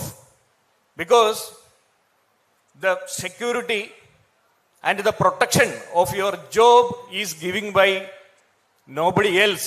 It is only our union. That you have to understand. If this understanding is coming to you, at that moment, you will be very active in the union. Because you may not ensure your salary will be credited every month last. That cannot be ensured. If something happen, who will come? Who will protect? If say, your management may transfer you in a far away center, then that issue will come to you personally. Then you will feel, you will go to union office. At that time, you may understand what is the relevance of the union. My point is, my request is, my sisters, my fellow comrades, now the turn is to you. Now it is a high time to mobilize our lady comrades. It is a high time you to come forward. As Comrade Justice pointed out here, you should come to the decision-making bodies. These bodies are not restricting you, as like in a political party. Here in AABA, we are very proud that from 2000 onwards, AABA consciously organizing women employees in the banking industry. And AABA conducted 3rd Women Convention there in Hyderabad. I think some you may be attended that conference. Now the Bank of India is, staff union is organizing Women Convention. Other banking unions are organizing Women Convention. What is for a peculiarity of Women Convention? I am against Women Convention. There should not be Women Convention. There should be common convention. In that, women participation should be more in the coming future. This is also discrimination. We are holding a particularly convention for women. But the reason is that there. The participation of women comrades in a common convention, it is comparatively less. It doesn't mean that you are not interested in that program. It doesn't mean that you are not active, you are not aware in the union. It means that you are thinking that I am not an important person there. Without me, that will go. That is your common understanding, I think so. If some agitation, some programs may be there in the ground, in the roadside, you will think the union is mine, demand is mine, but there is no need for my presence. Whether you will think like that, somebody will do that. Somebody may come, somebody will shout slogan. Shouting slogan is only for men's, not for you, no. Some men comrade may come, they will shout slogan, they will conduct, and photographs may come. So whether you are feeling that your presence is required there in each and every agitation, it is counted. Because whenever we are conducting a demonstration or big gathering, big dharna, our leaders used to get the call from vigilance. From 2 days before, how many of you will be there? 20, 30. They want to know How many of you are resisting? How many you are standing on the union's call? So it is very sad that we supposed to say, oh, it is a very big call. All bank employees, men and women, all are fighting against injustice of the central government or IBA, whatever it is. We will be in a full-fledged agitation will be there. More than 500 or 200 comrades will be there. But unfortunately, while it is coming to action, number of comrades is very less. So how that message will convert to the authorities? So my request is, this conference, the purpose of the conference, you are attending as an attendees, you are attending as a participants. I urge you to, I expecting all of you became transformed participants to leaders. I wish you have to, I wish you all have to come forward. Then future, without discrimination, women convention, men's convention, youth convention, nothing. Only one convention of union. In that convention, your participation is very important. I am not elaborating, I am concluding. I once again appreciate Bank of India Staff Union here in Kerala under the leadership of Comrade Sandeep Narayanan. I am very envious about your unit here in Kerala because a pool of talent is here. Now, while seeing you all, I was more envious that you are having a very big pool of talent. Comrades are here, so you can do magic. No management, no government cannot alter you. You can withstand all the atrocities of whatever the challenges may come. And I extend all solidarity, all support for your future endeavors. I expect you all enjoyed Kerala. I am President of All Kerala Bank Employees Union, and once again I welcome and I greet your conference. All the success, all the best, very, very best for your future. I hope you will transform to participant to leaders. Can I expect? Yes. Thank you. Thank you, Comrade Sujit Raju, for your solidarity and for your very informative address. One thing we are very proud in our federation, that whichever unit it may be, whether it's a call for federation or call of UFPU or call of central trade unions, our union, our comrades at every center are in the forefront in large numbers. That is the salute I give to all of you, comrades. And I'm sure this will continue in the days to come. And now I request, kindly give us the honor to felicitate you, Comrade Sujit Raju. I request the organized committee to do the felicitation, please.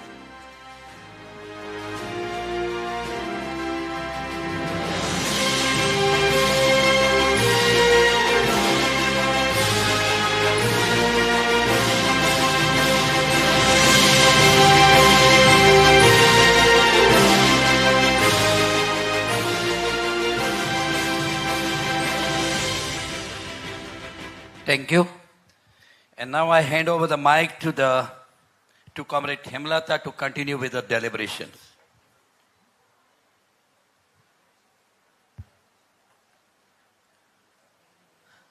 Comrades, let us continue our deliberations.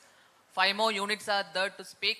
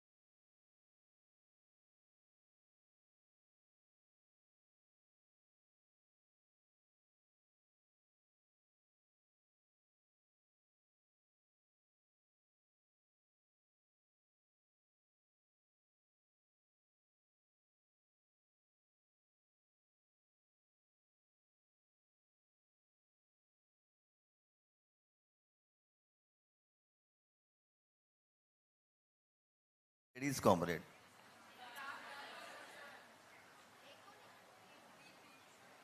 Justice Chandru ji, मैंने उनको सुना, काफी प्रभावित हुआ हूं.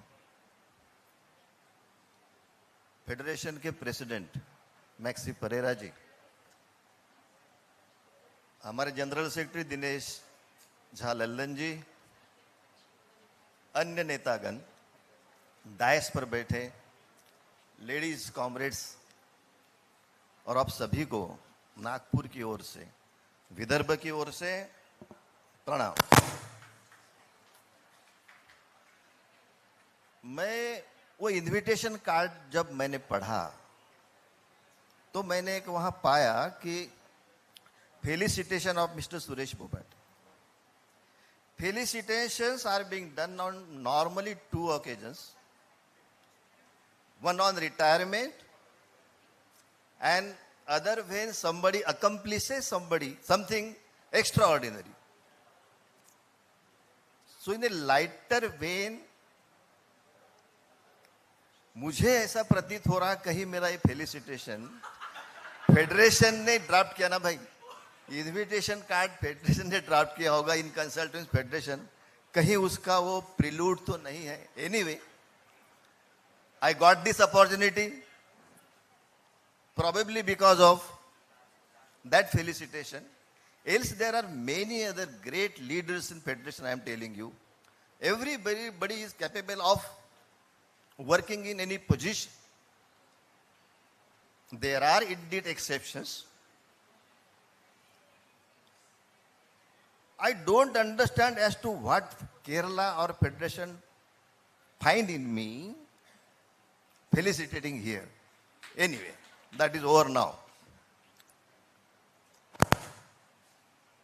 2 days now, 1.5 day, you are hearing so many intellectuals who are repository of knowledge.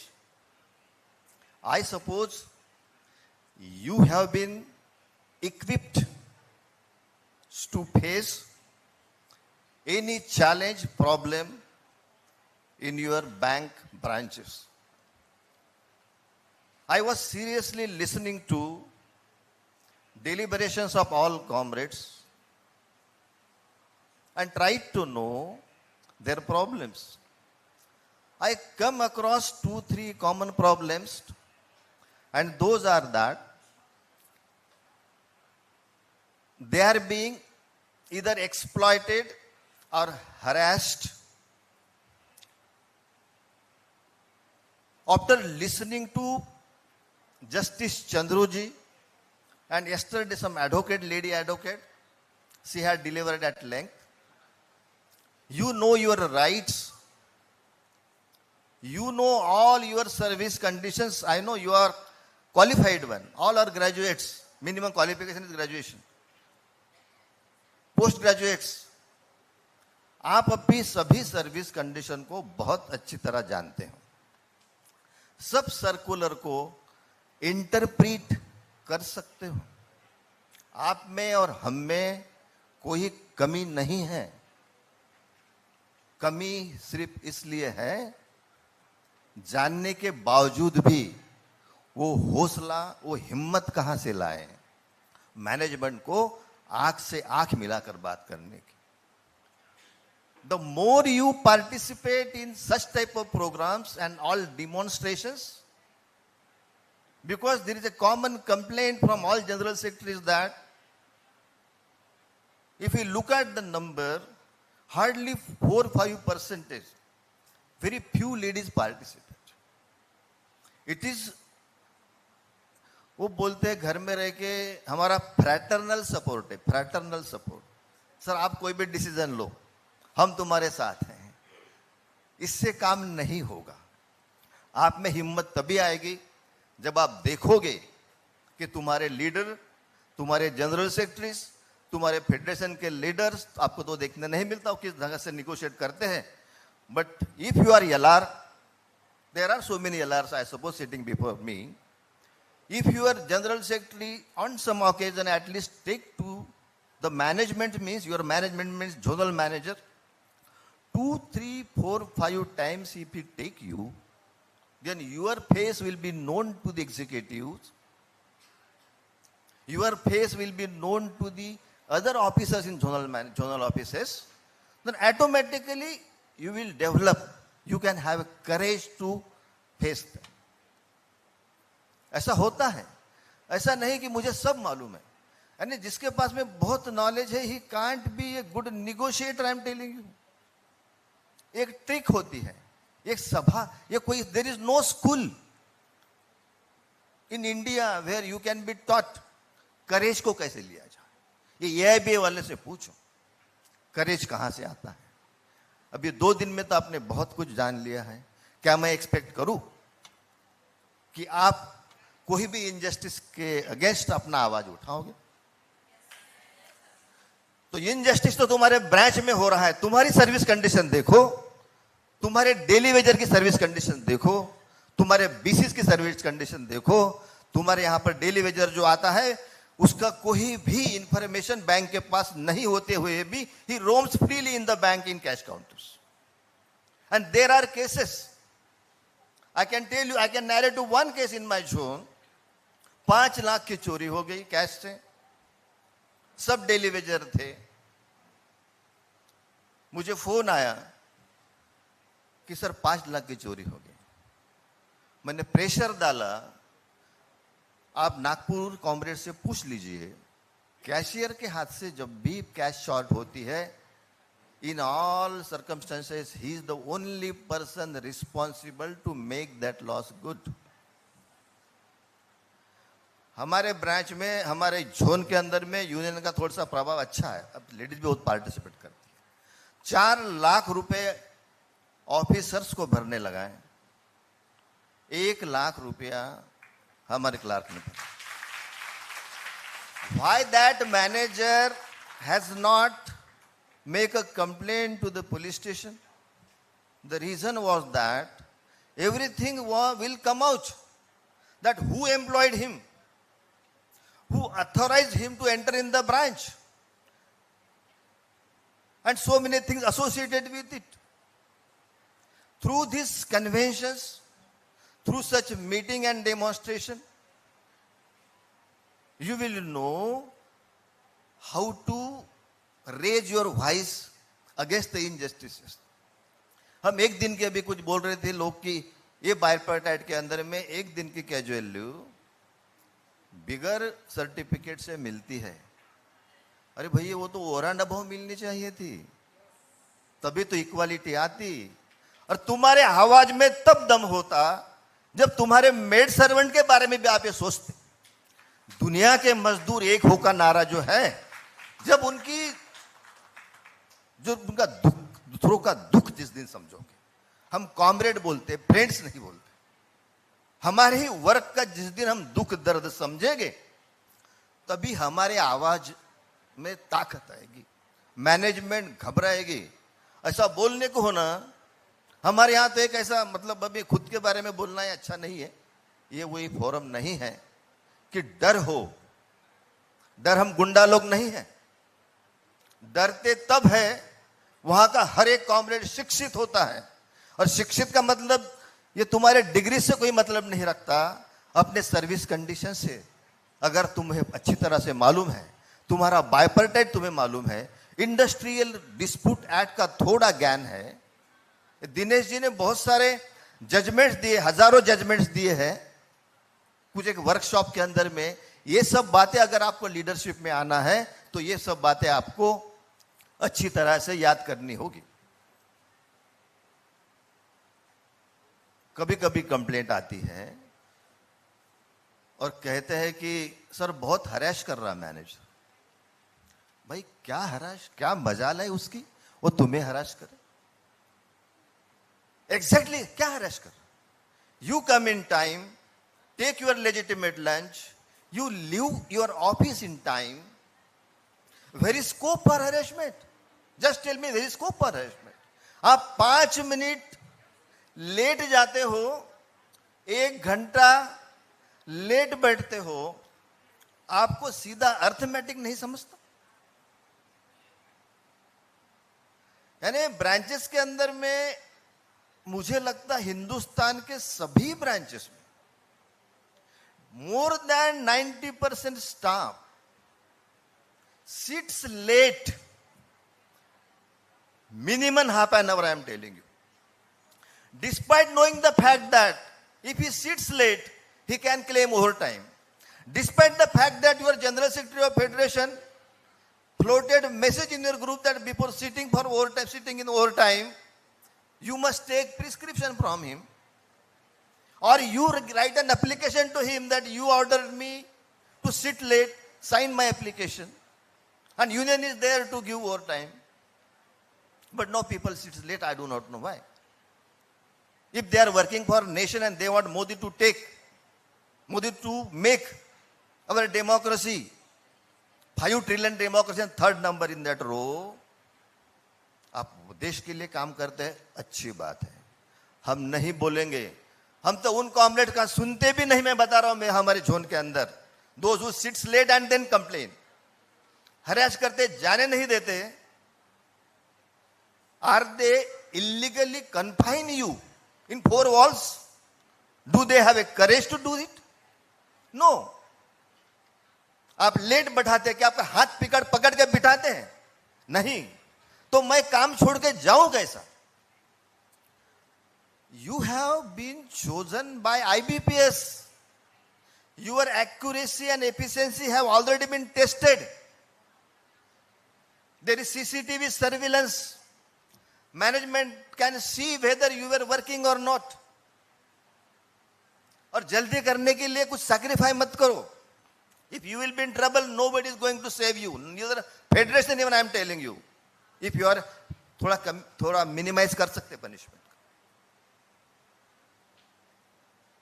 बात यह है, women convention, main convention, convention से whatever you hear, जो नॉलेज आप गैदर करते हो, उसको एसिमिलेट करो और अपने जोन में जाके अपने सहेलियों को, अपने इवन मेन काउंटर पार्ट भी बताओ कि हमारी सर्विस कंडीशंस है, इसको इस ढंग से हम मैनेजमेंट से मनवा सकते हैं. तो कहां से जिगर लाए वाली बात है. जिगर यहीं से मिलेगा. जिगर केरला से मिलेगा. मैंने जब देखा कि मेरा फेलिसिटेशन हो रहा था, I was thinking that Sandeep should be felicitated the way here he and his team reacted to the chargesheet that was about to serve. I think it was served upon them. और आप और you are not alone. You see क्या energy है. You are not alone. Union is with you. Federation, the strongest one, the strongest federation in banks. CHV proclaims wherever he goes, वो बोलते हैं कि bank of India जैसा military से हमने देखा नहीं. 9th ब्रेक को हमारा स्ट्राइक. अब देखेंगे कि कितने लेडीज एंड जेंट्स मेल्स वहां पार्टिसिपेट होते हैं. बैंक ऑफ इंडिया की ताकत बहुत बड़ी है. किस बात का डर है? यूनियन साथ में हो, आप 10 बजे आते हो, लेजिटिमेट लंच लेते हो, 4:45 बजे जाते हो. किस बात का डर है भाई? अगर ऐसा होता तो रिक्रूटमेंट बहुत पहले होता. ऐसा नहीं हो रहा है. We are surprise as to what for we are asking recruitment. We don't need staff. Bank का काम हो रहा है, अच्छा प्रॉफिट लेके इंसेंटिव मिल रहा है. कौन मालक चाहेगा कि मेरा दुकान अच्छा प्रॉफिट करा रहा है, फिर भी मैं स्टाफ रख के प्रॉफिट कम करूं? होशियार मालक सोच सकता है कि ज्यादा स्टाफ रख के ज्यादा अपना बड़ा व्यवहार करूं. यह तो सोच अभी है नहीं. तो रिक्रूटमेंट, यानी मैं एक अपील करना चाहता हूं as a working president.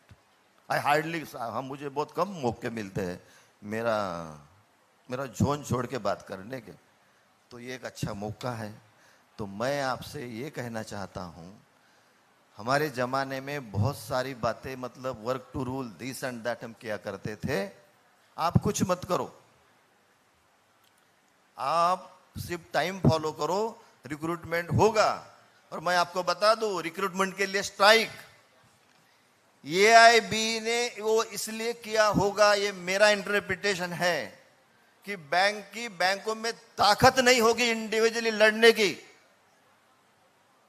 AIB ने जब वो डिक्लेयर किया उसके पहले मैक्लोडगंज के अंदर में federation of bank of India ने डिसाइड किया था कि रिक्रूटमेंट के लिए हम लड़ेंगे। कोई यूनियन के पास में, दूसरे यूनिट के पास में, दूसरे यूनिट के पास, सॉरी यूनिट ने दूसरे बैंक के यूनिट के अंदर में किसी ने, आई डोंट थिंक, अपोज्ड ये जो अप्रेंटिसेस है। I have gone through the letter of Dinesh ji, वो बहुत अच्छा लिखते हैं, जिनको अंग्रेजी समझती है, फिस्ट लगती है, मतलब एक अच्छा लिखने वाला लीडर हमारे साथ में है। Bank of India is the foremost, पहली, मतलब वो पहला होता है। बातें मिलती कितनी देर में है, कब मिलती है, परिस्थितियां इतनी समान हर बार नहीं होती। लड़ने के सिवा हमारे पास कुछ नहीं होता। स्ट्राइक करना भी है तो ऐसा नहीं होता कि स्ट्राइक किया और सब तुक मिल गया हमें, कि उन्होंने बताया कल ही कि ये जितने प्रॉब्लम है ये पॉलिसी इंड्यूस्ड है। Mighty power, government is against you, और मोदी है तो सब मुमकिन है वाली बात है, वो कुछ भी कर सकते हैं। तो in this change scenario we have to change our strategies also. Federation is after that. In every zones there are meetings like this. We have a good connect with our comrade.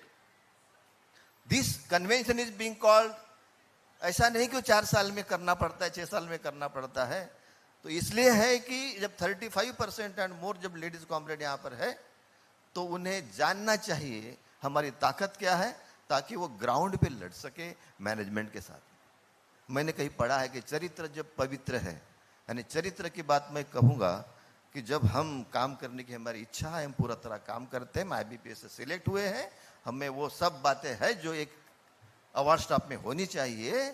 चरित्र जब पवित्र है तो फिर ये है, क्यों दशा तेरी, क्यों रोते हो, I hear soft on phone, ये मुझे जाने नहीं देते।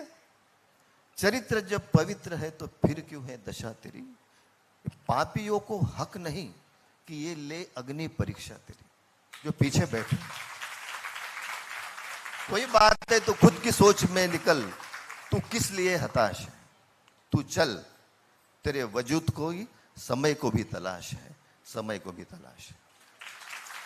With this I conclude, thank you very much.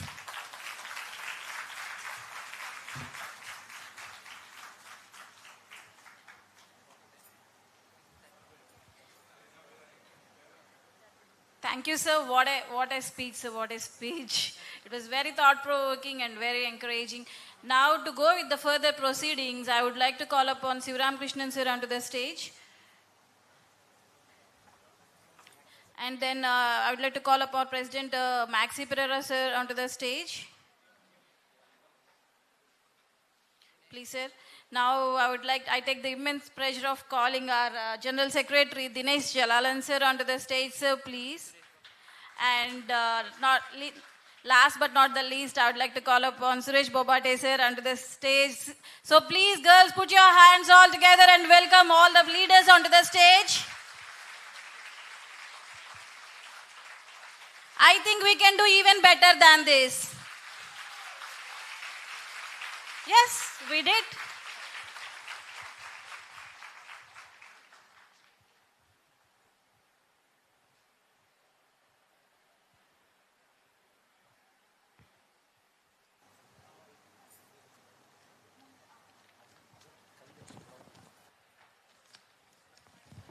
Dear comrades,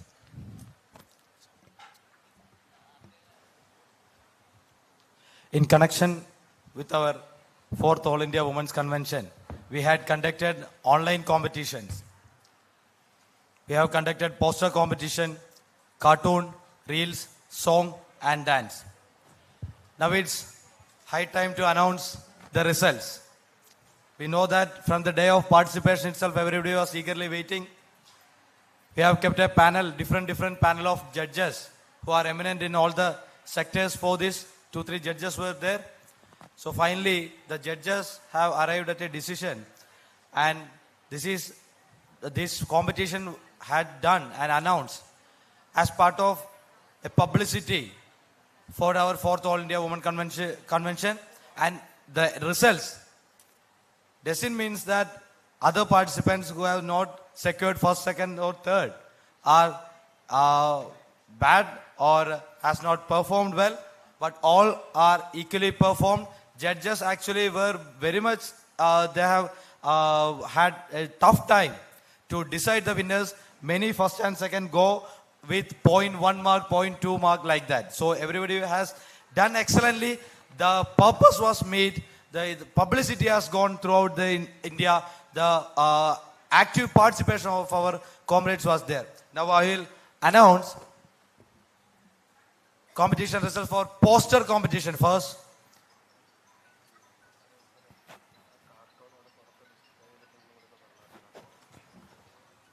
Poster competition. Third prize, Anubha Sharma, Jharkhand. Anubha Sharma, please.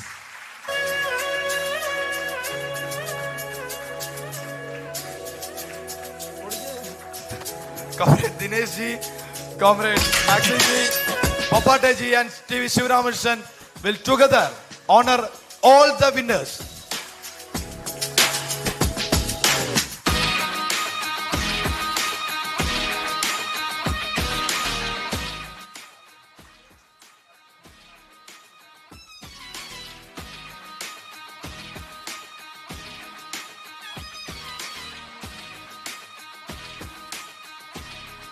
One more third prize was there. It was for Comrade Rosmi Thomas from Kerala. But she is not here right now. So our president will collect the third prize for Comrade Rosmi Thomas.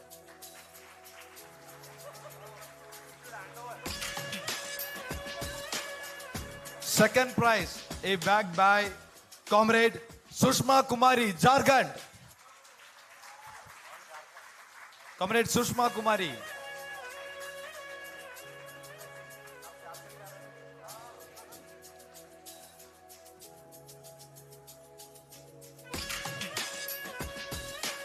Sushma Kumari, Jharkhand.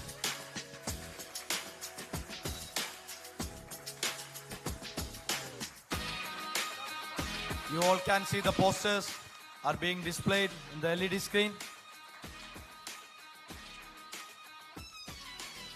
And finally, the first prize goes to Comrade Kavyasri Kannan from Chennai.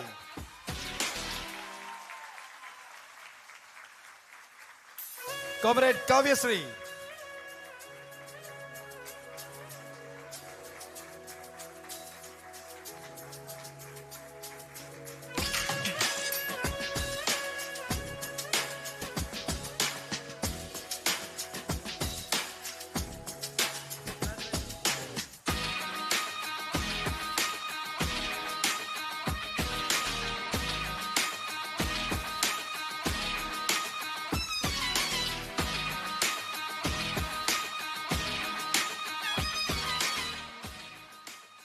Next is to announce the winners for cartoon competition.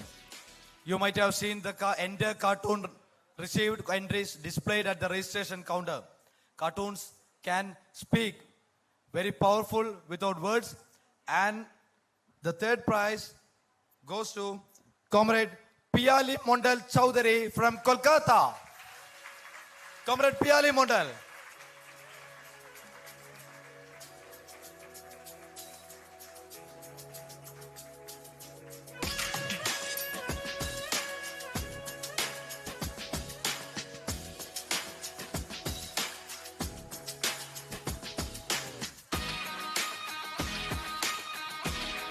One more third prize is there. As I was mentioning, the competitions were very tough. So another third prize is bagged by Comrade Asmita Datta from Northeast. Asmita Datta.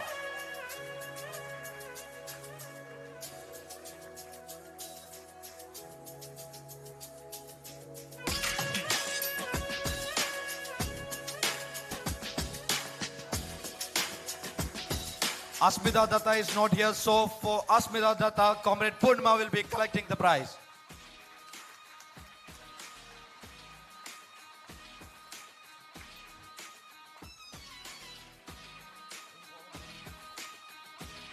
And the second prize goes to Comrade Ashwati Chandra Mohan from Kerala. Comrade Ashwati Chandra Mohan.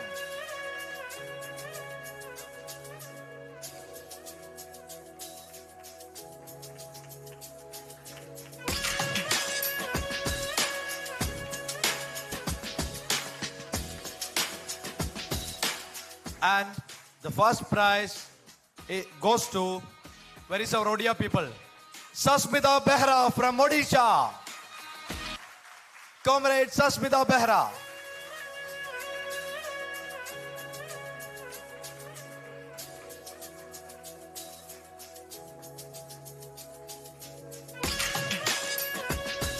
The first prize winner for cartoon competition, Comrade Sasmita Behra.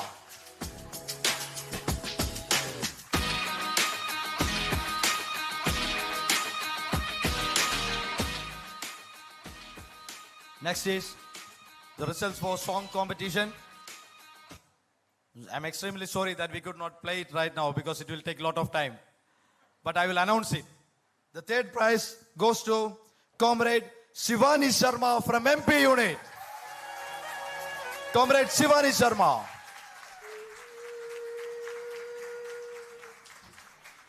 ये दिन हमारा है, हम मिल के सारी खुशियाँ बांट लें।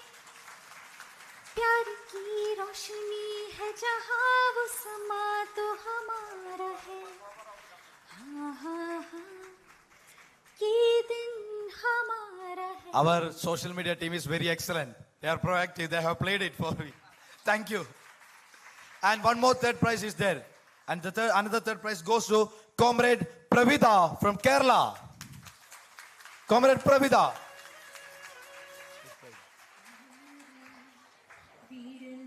Comrade Pravida, please.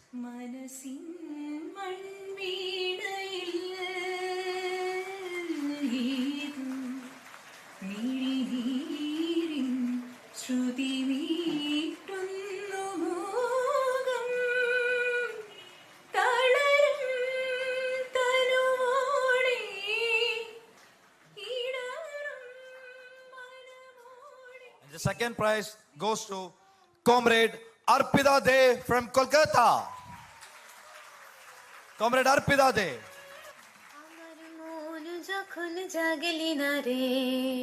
আমার মন যখন জাগলি না রে, ও তোর মনের মানুষ এলো দারে, মন যখন জাগলি না রে, তার চলে যাওয়ার শব্দ শুনে ভাঙলো রে ঘুম।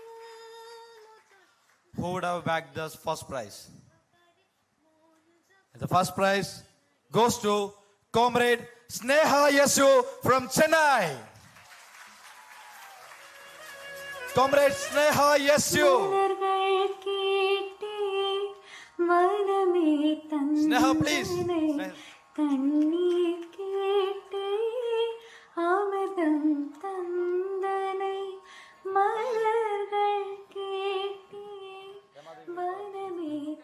Comrade Rema Devi will collect the prize for Sneha.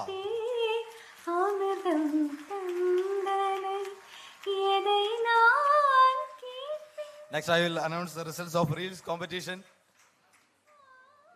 Reels competition. The third prize goes to Team Paravur from Kerala.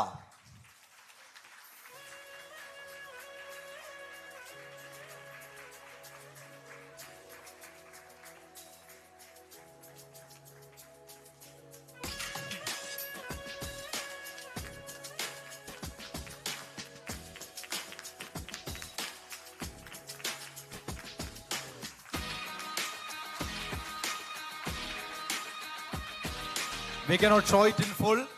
It's 1 minute 30 seconds are there.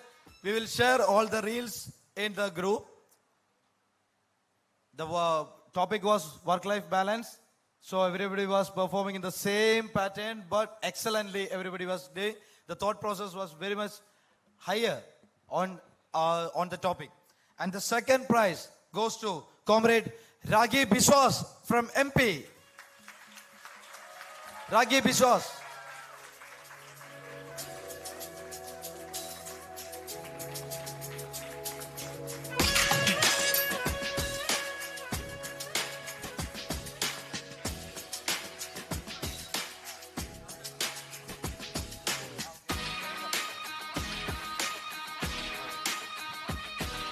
Comrade Prachi will be collecting on behalf of Ragi Biswas. The first prize goes to Team Trivandrum from Kerala.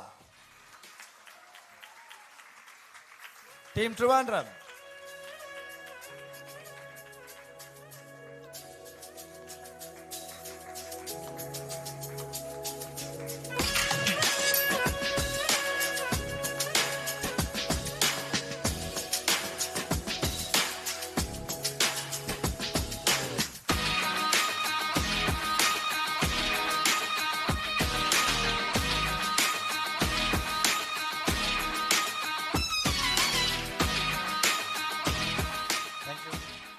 And the last and final competition, dance competition. And the third prize goes to none other than our President, Comrade P. Hemalada from Kerala.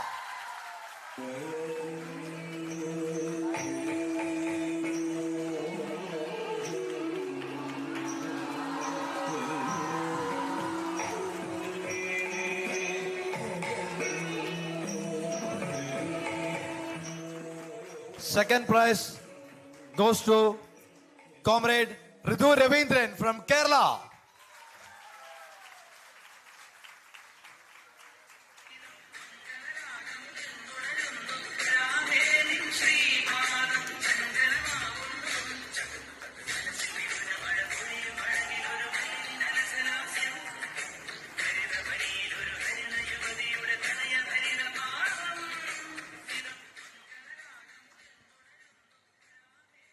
Two comrades have bagged first prize. I will say one name first, one by one we will call. First prize, two comrades are there. First prize goes to Dibanvita Mandal from Kolkata. Comrade Dibanvita Mandal, please. She has performed yesterday also.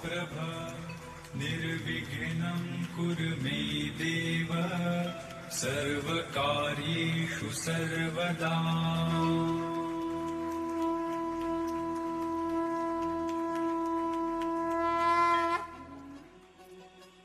And who will be bagging the next first prize? Who will be bagging? Arey yaar, kya yaar? Who will be bagging? Comrade Shivani Sharma from MP. Comrade Shivani Sharma.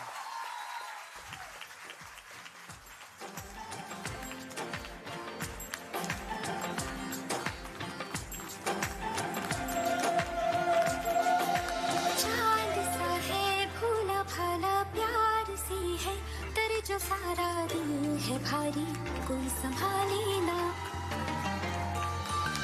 जागे तक सपने सारे हल्की हल्की किरणों वाली धूल मगर कोई बचा लेना. So all the competitions were over. Now you will be seeing in the LED display and before the preparation time also. So many promotion activities were going on, and through the entire 2 days, many things were being displayed in the LED screen. And this logo you can see, it has been prepared by our own comrade, and two of them were fully dedicated to compile all these things, to display everything in time. Capturing videos in the morning time will be displayed in the noon time with mixing and all.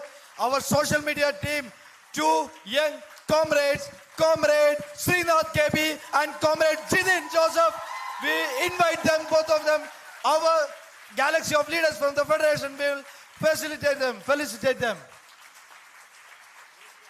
Comrade Srinath KB and Comrade Jidin Joseph.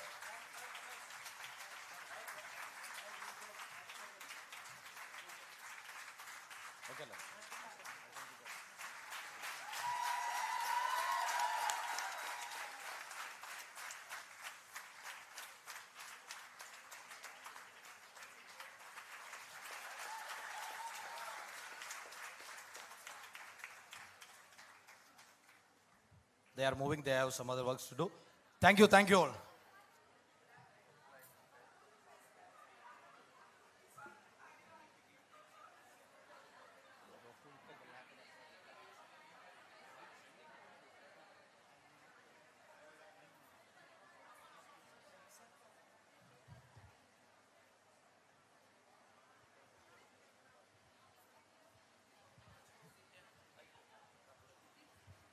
Okay, comrades, first of all, I thank all of you for participating in a deliberation. I know time is running out. Without wasting time, I request our General Secretary, Comrade Dinesh Jalalan, to reply to the deliberations.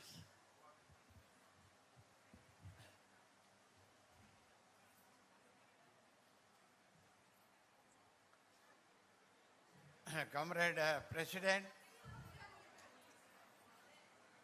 guests, leaders on the dais, off the dais, and my dear comrades. Let me first thank the reception committee for having made a wonderful arrangement for hosting this convention at Ernakulam. They have taken all efforts to make all of us comfortable, and the kind of hospitality that they have shown is really none to next. It's wonderful.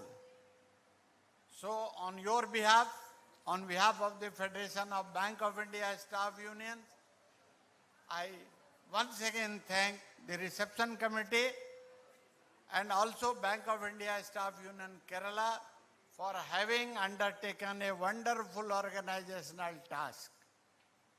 I also take this opportunity to express our gratitude to the leadership of AKBEF, but for whose active support, guidance, and contribution, it would not have been possible for all of us to hold this convention in this fashion or in a wonderful way. So, thanks to all of them, and we really express our gratitude to them. Comrades, this convention is now coming to an end. See, we are at the fag end of the session.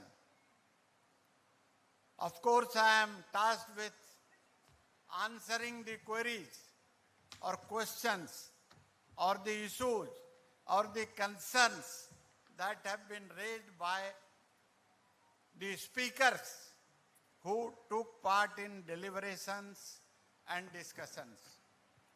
The deliberations and discussions were of immense help to all of us, were of a lot of guidance for all of us. I mean all of us, means the leadership of Federation of Bank of India Staff Unions. We can collectively assure you that whatever guidances have been given by all of you, whatever issues have been raised by all of you, whatever concerns have been expressed by you, will definitely form part of a declaration of this convention, which will be drafted suitably and circulated amongst all of you.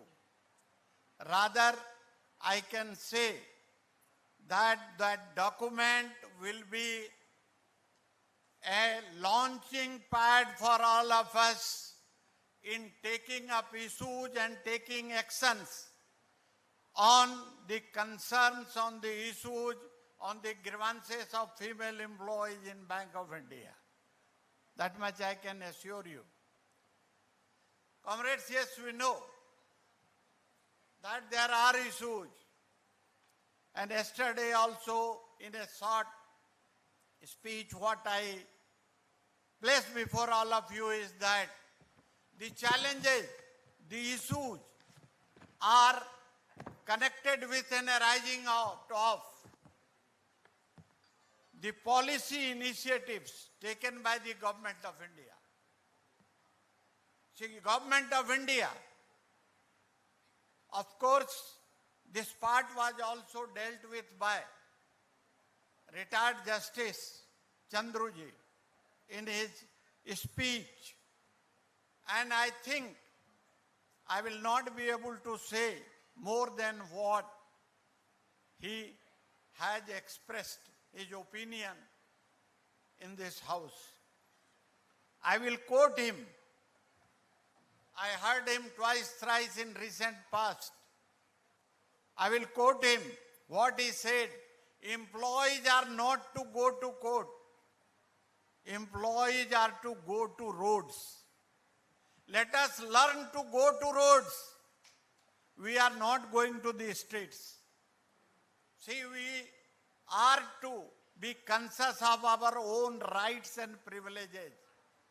What are rights of women employees? What are rights of women in general? What are privileges of women employees at workplaces?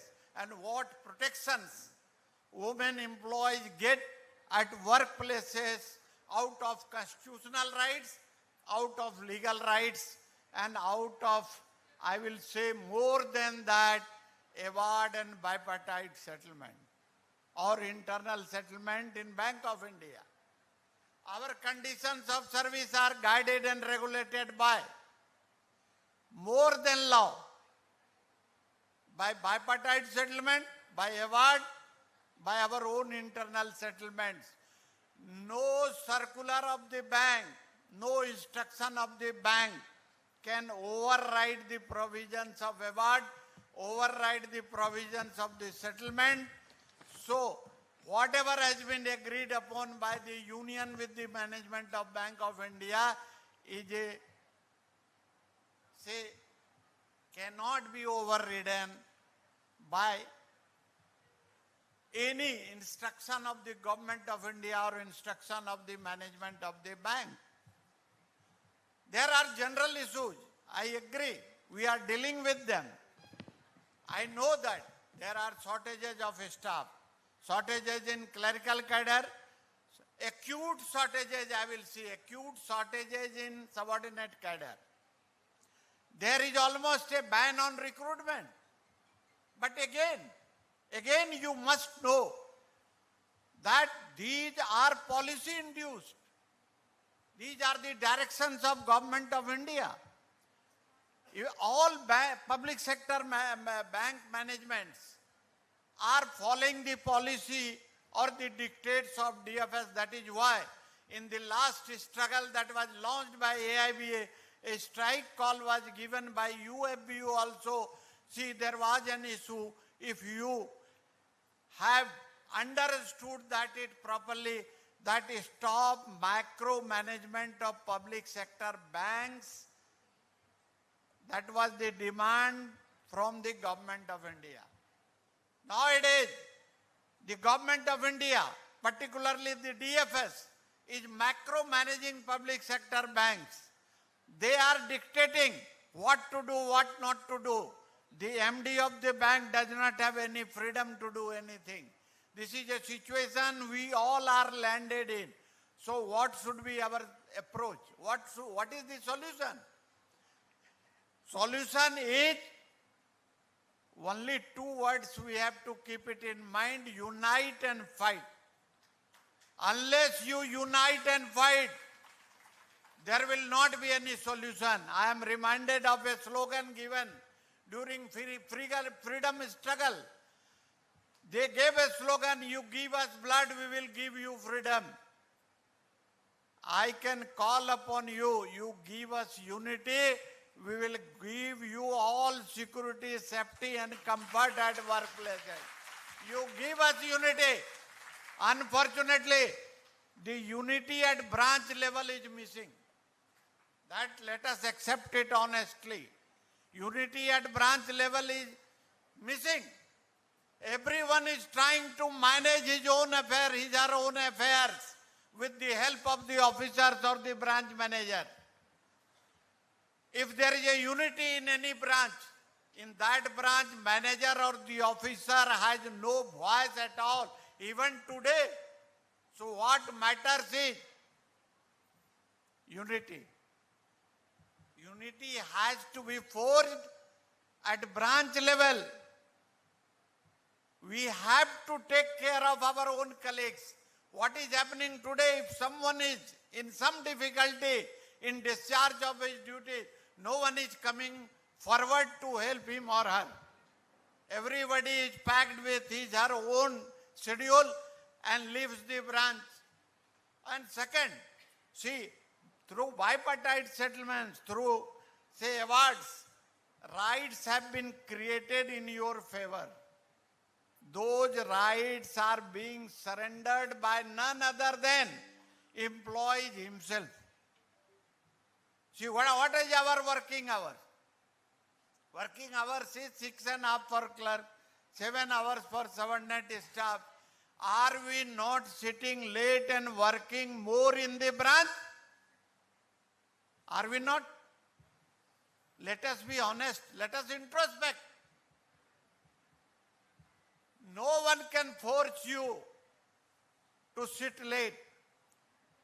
We have not entered into any contract with the management of Bank of India that we have to finish day's work. Have we entered into any contract?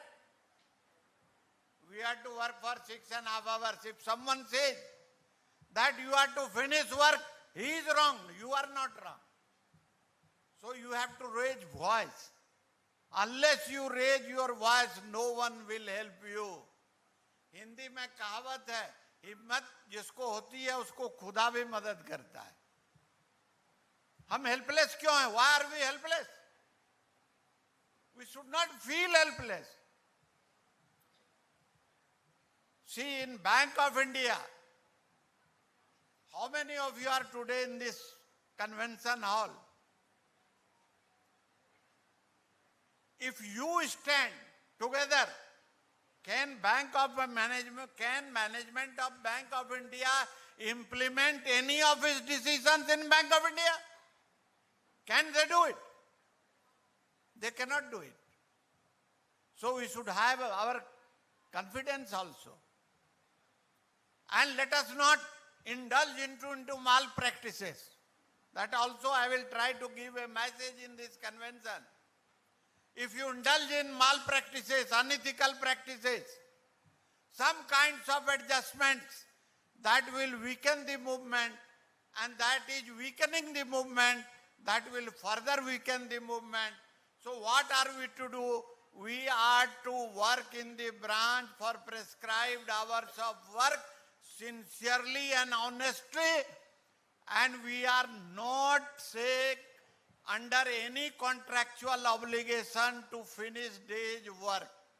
I think the message is loud and clear. If at all you are required to work beyond prescribed hours of work, you claim overtime wages. We have been talking to the management.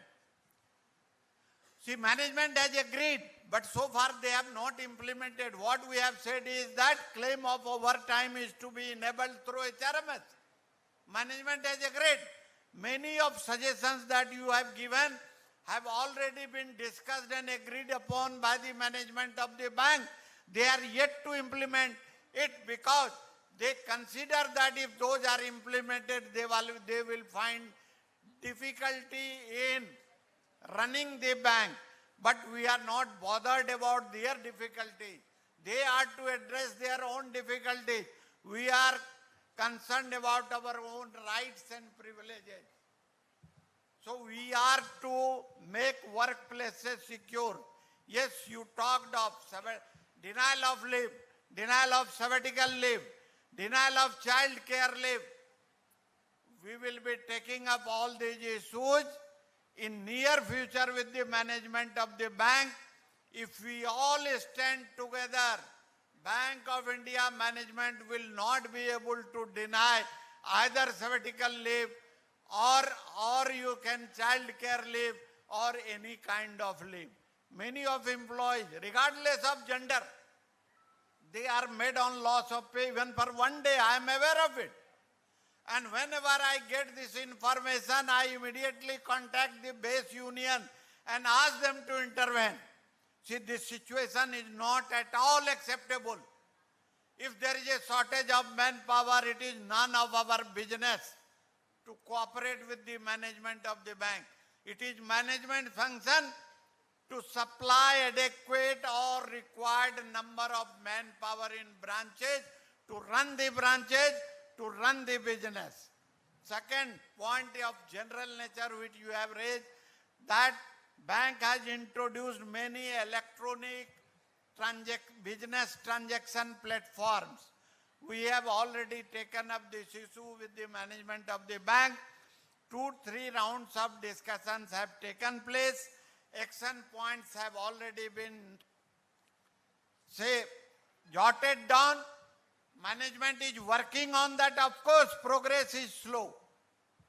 In the last meeting when we were in head office, we pointed out to the management that there is inordinate delay in implementing those action points which have been agreed upon because excess control, excess restriction.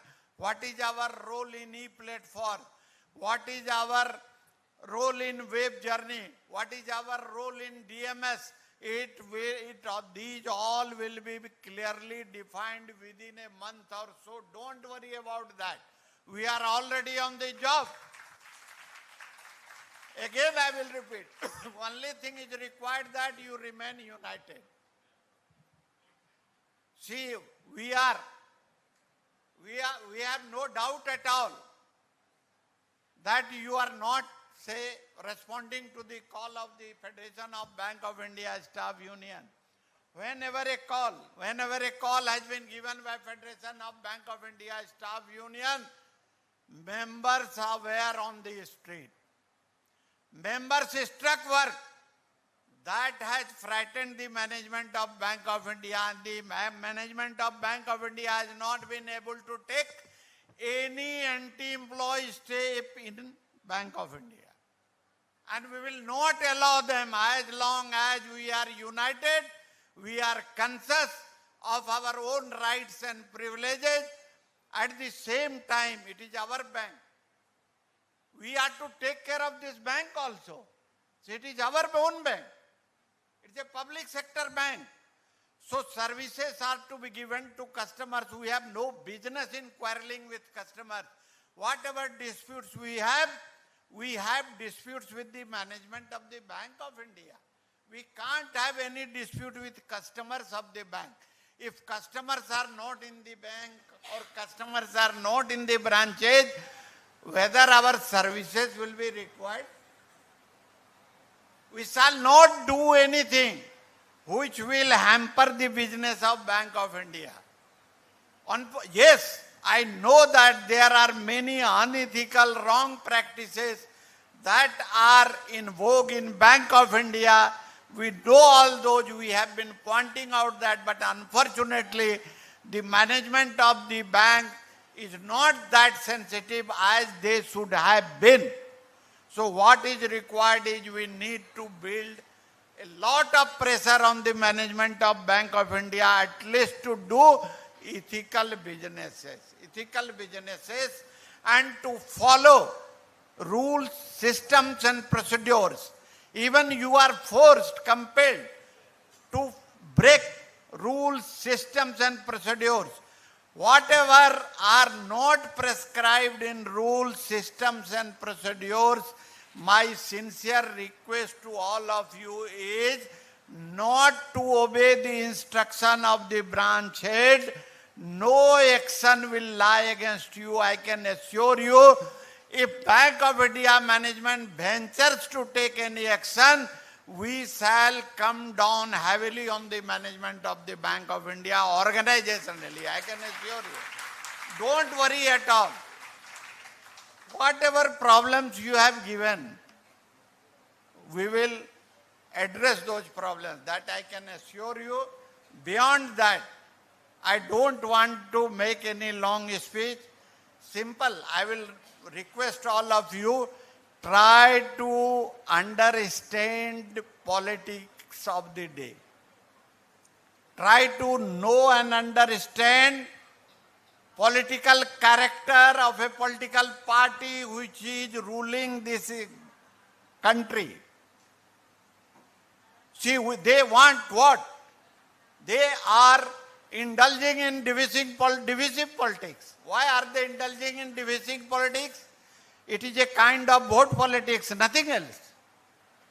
Sometimes in the name of religion, sometimes in the name of caste, sometimes in the name of language, sometimes in the name of creed, sometimes in the name of, say, gender.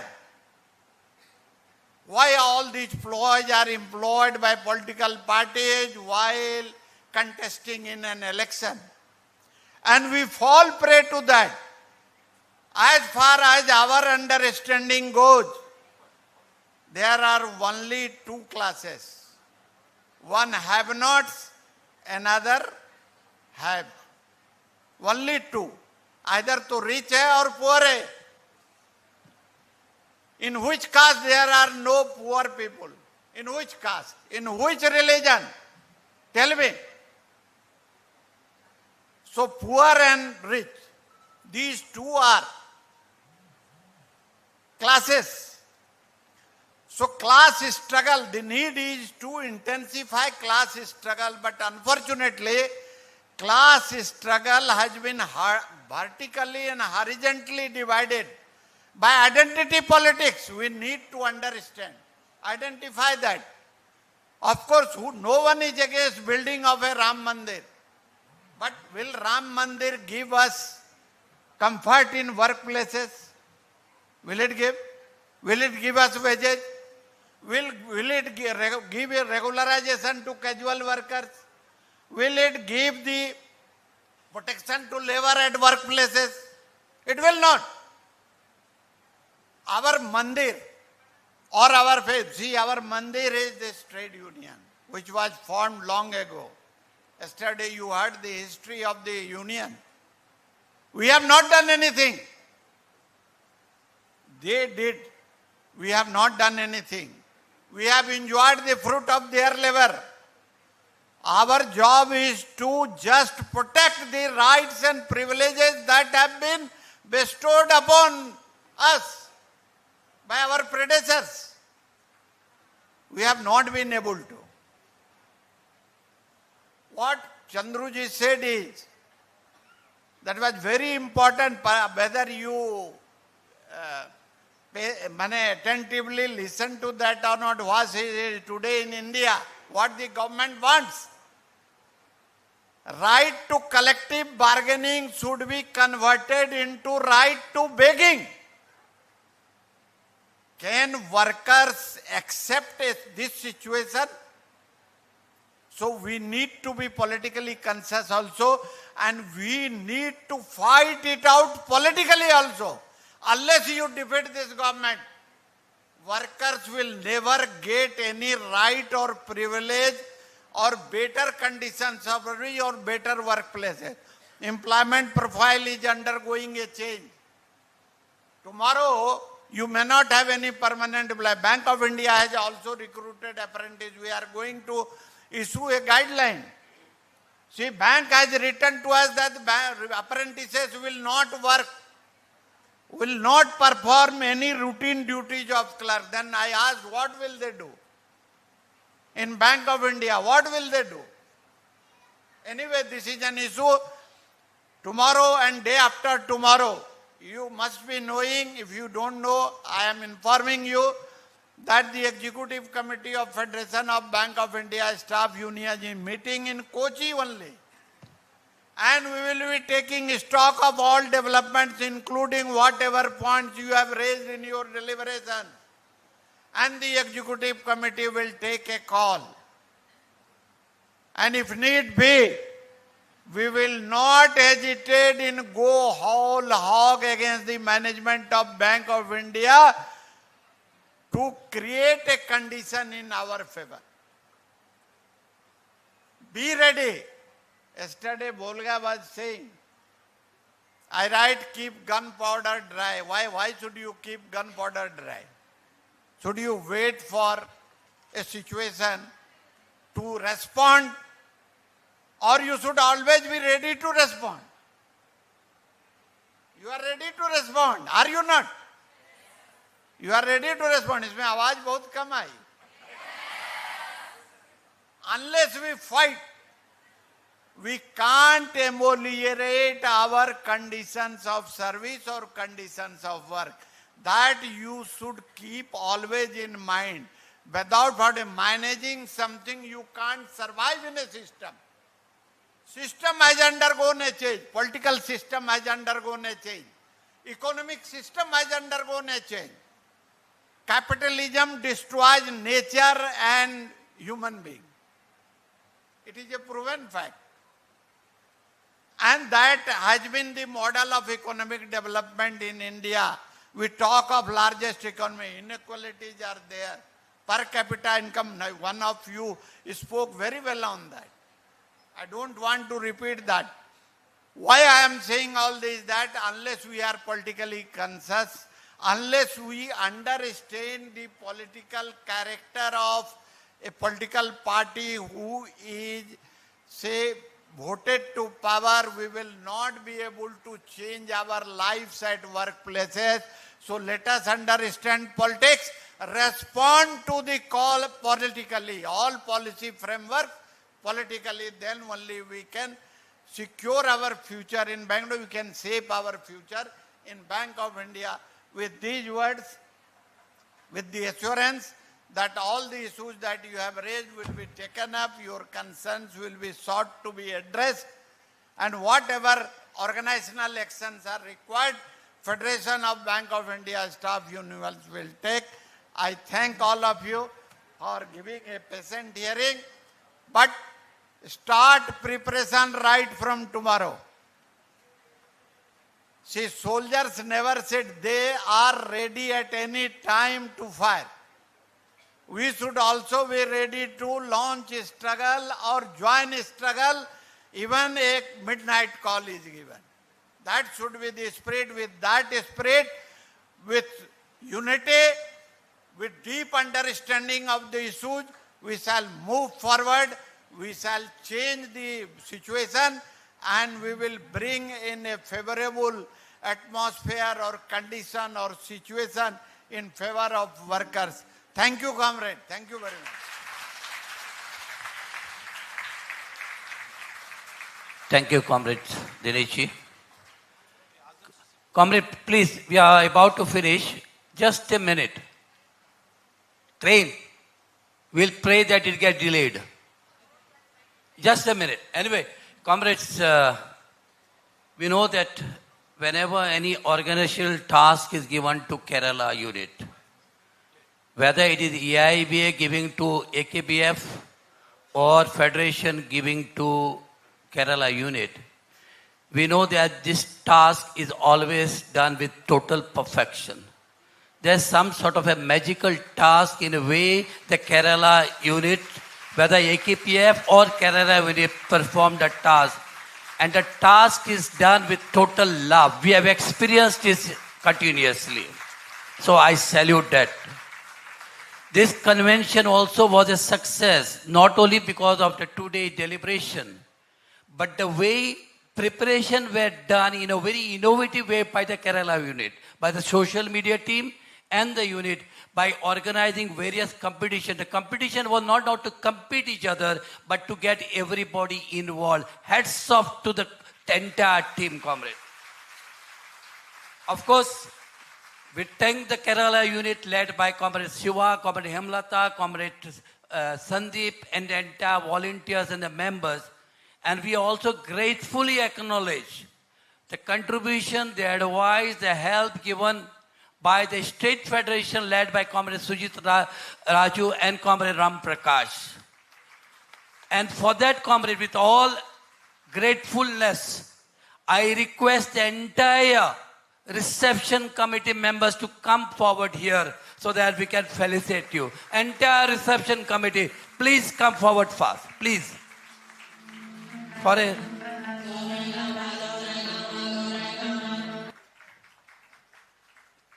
please, entire committee.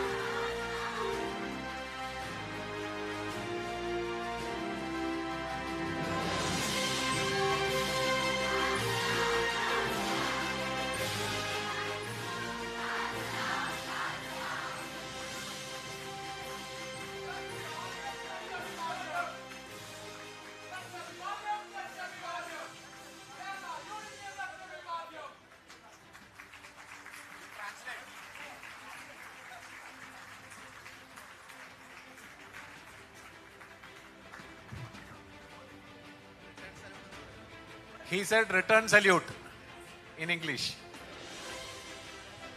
And Comrade, now I request Comrade Gokul to propose a vote of thanks on behalf of the reception committee. Another few minutes, please.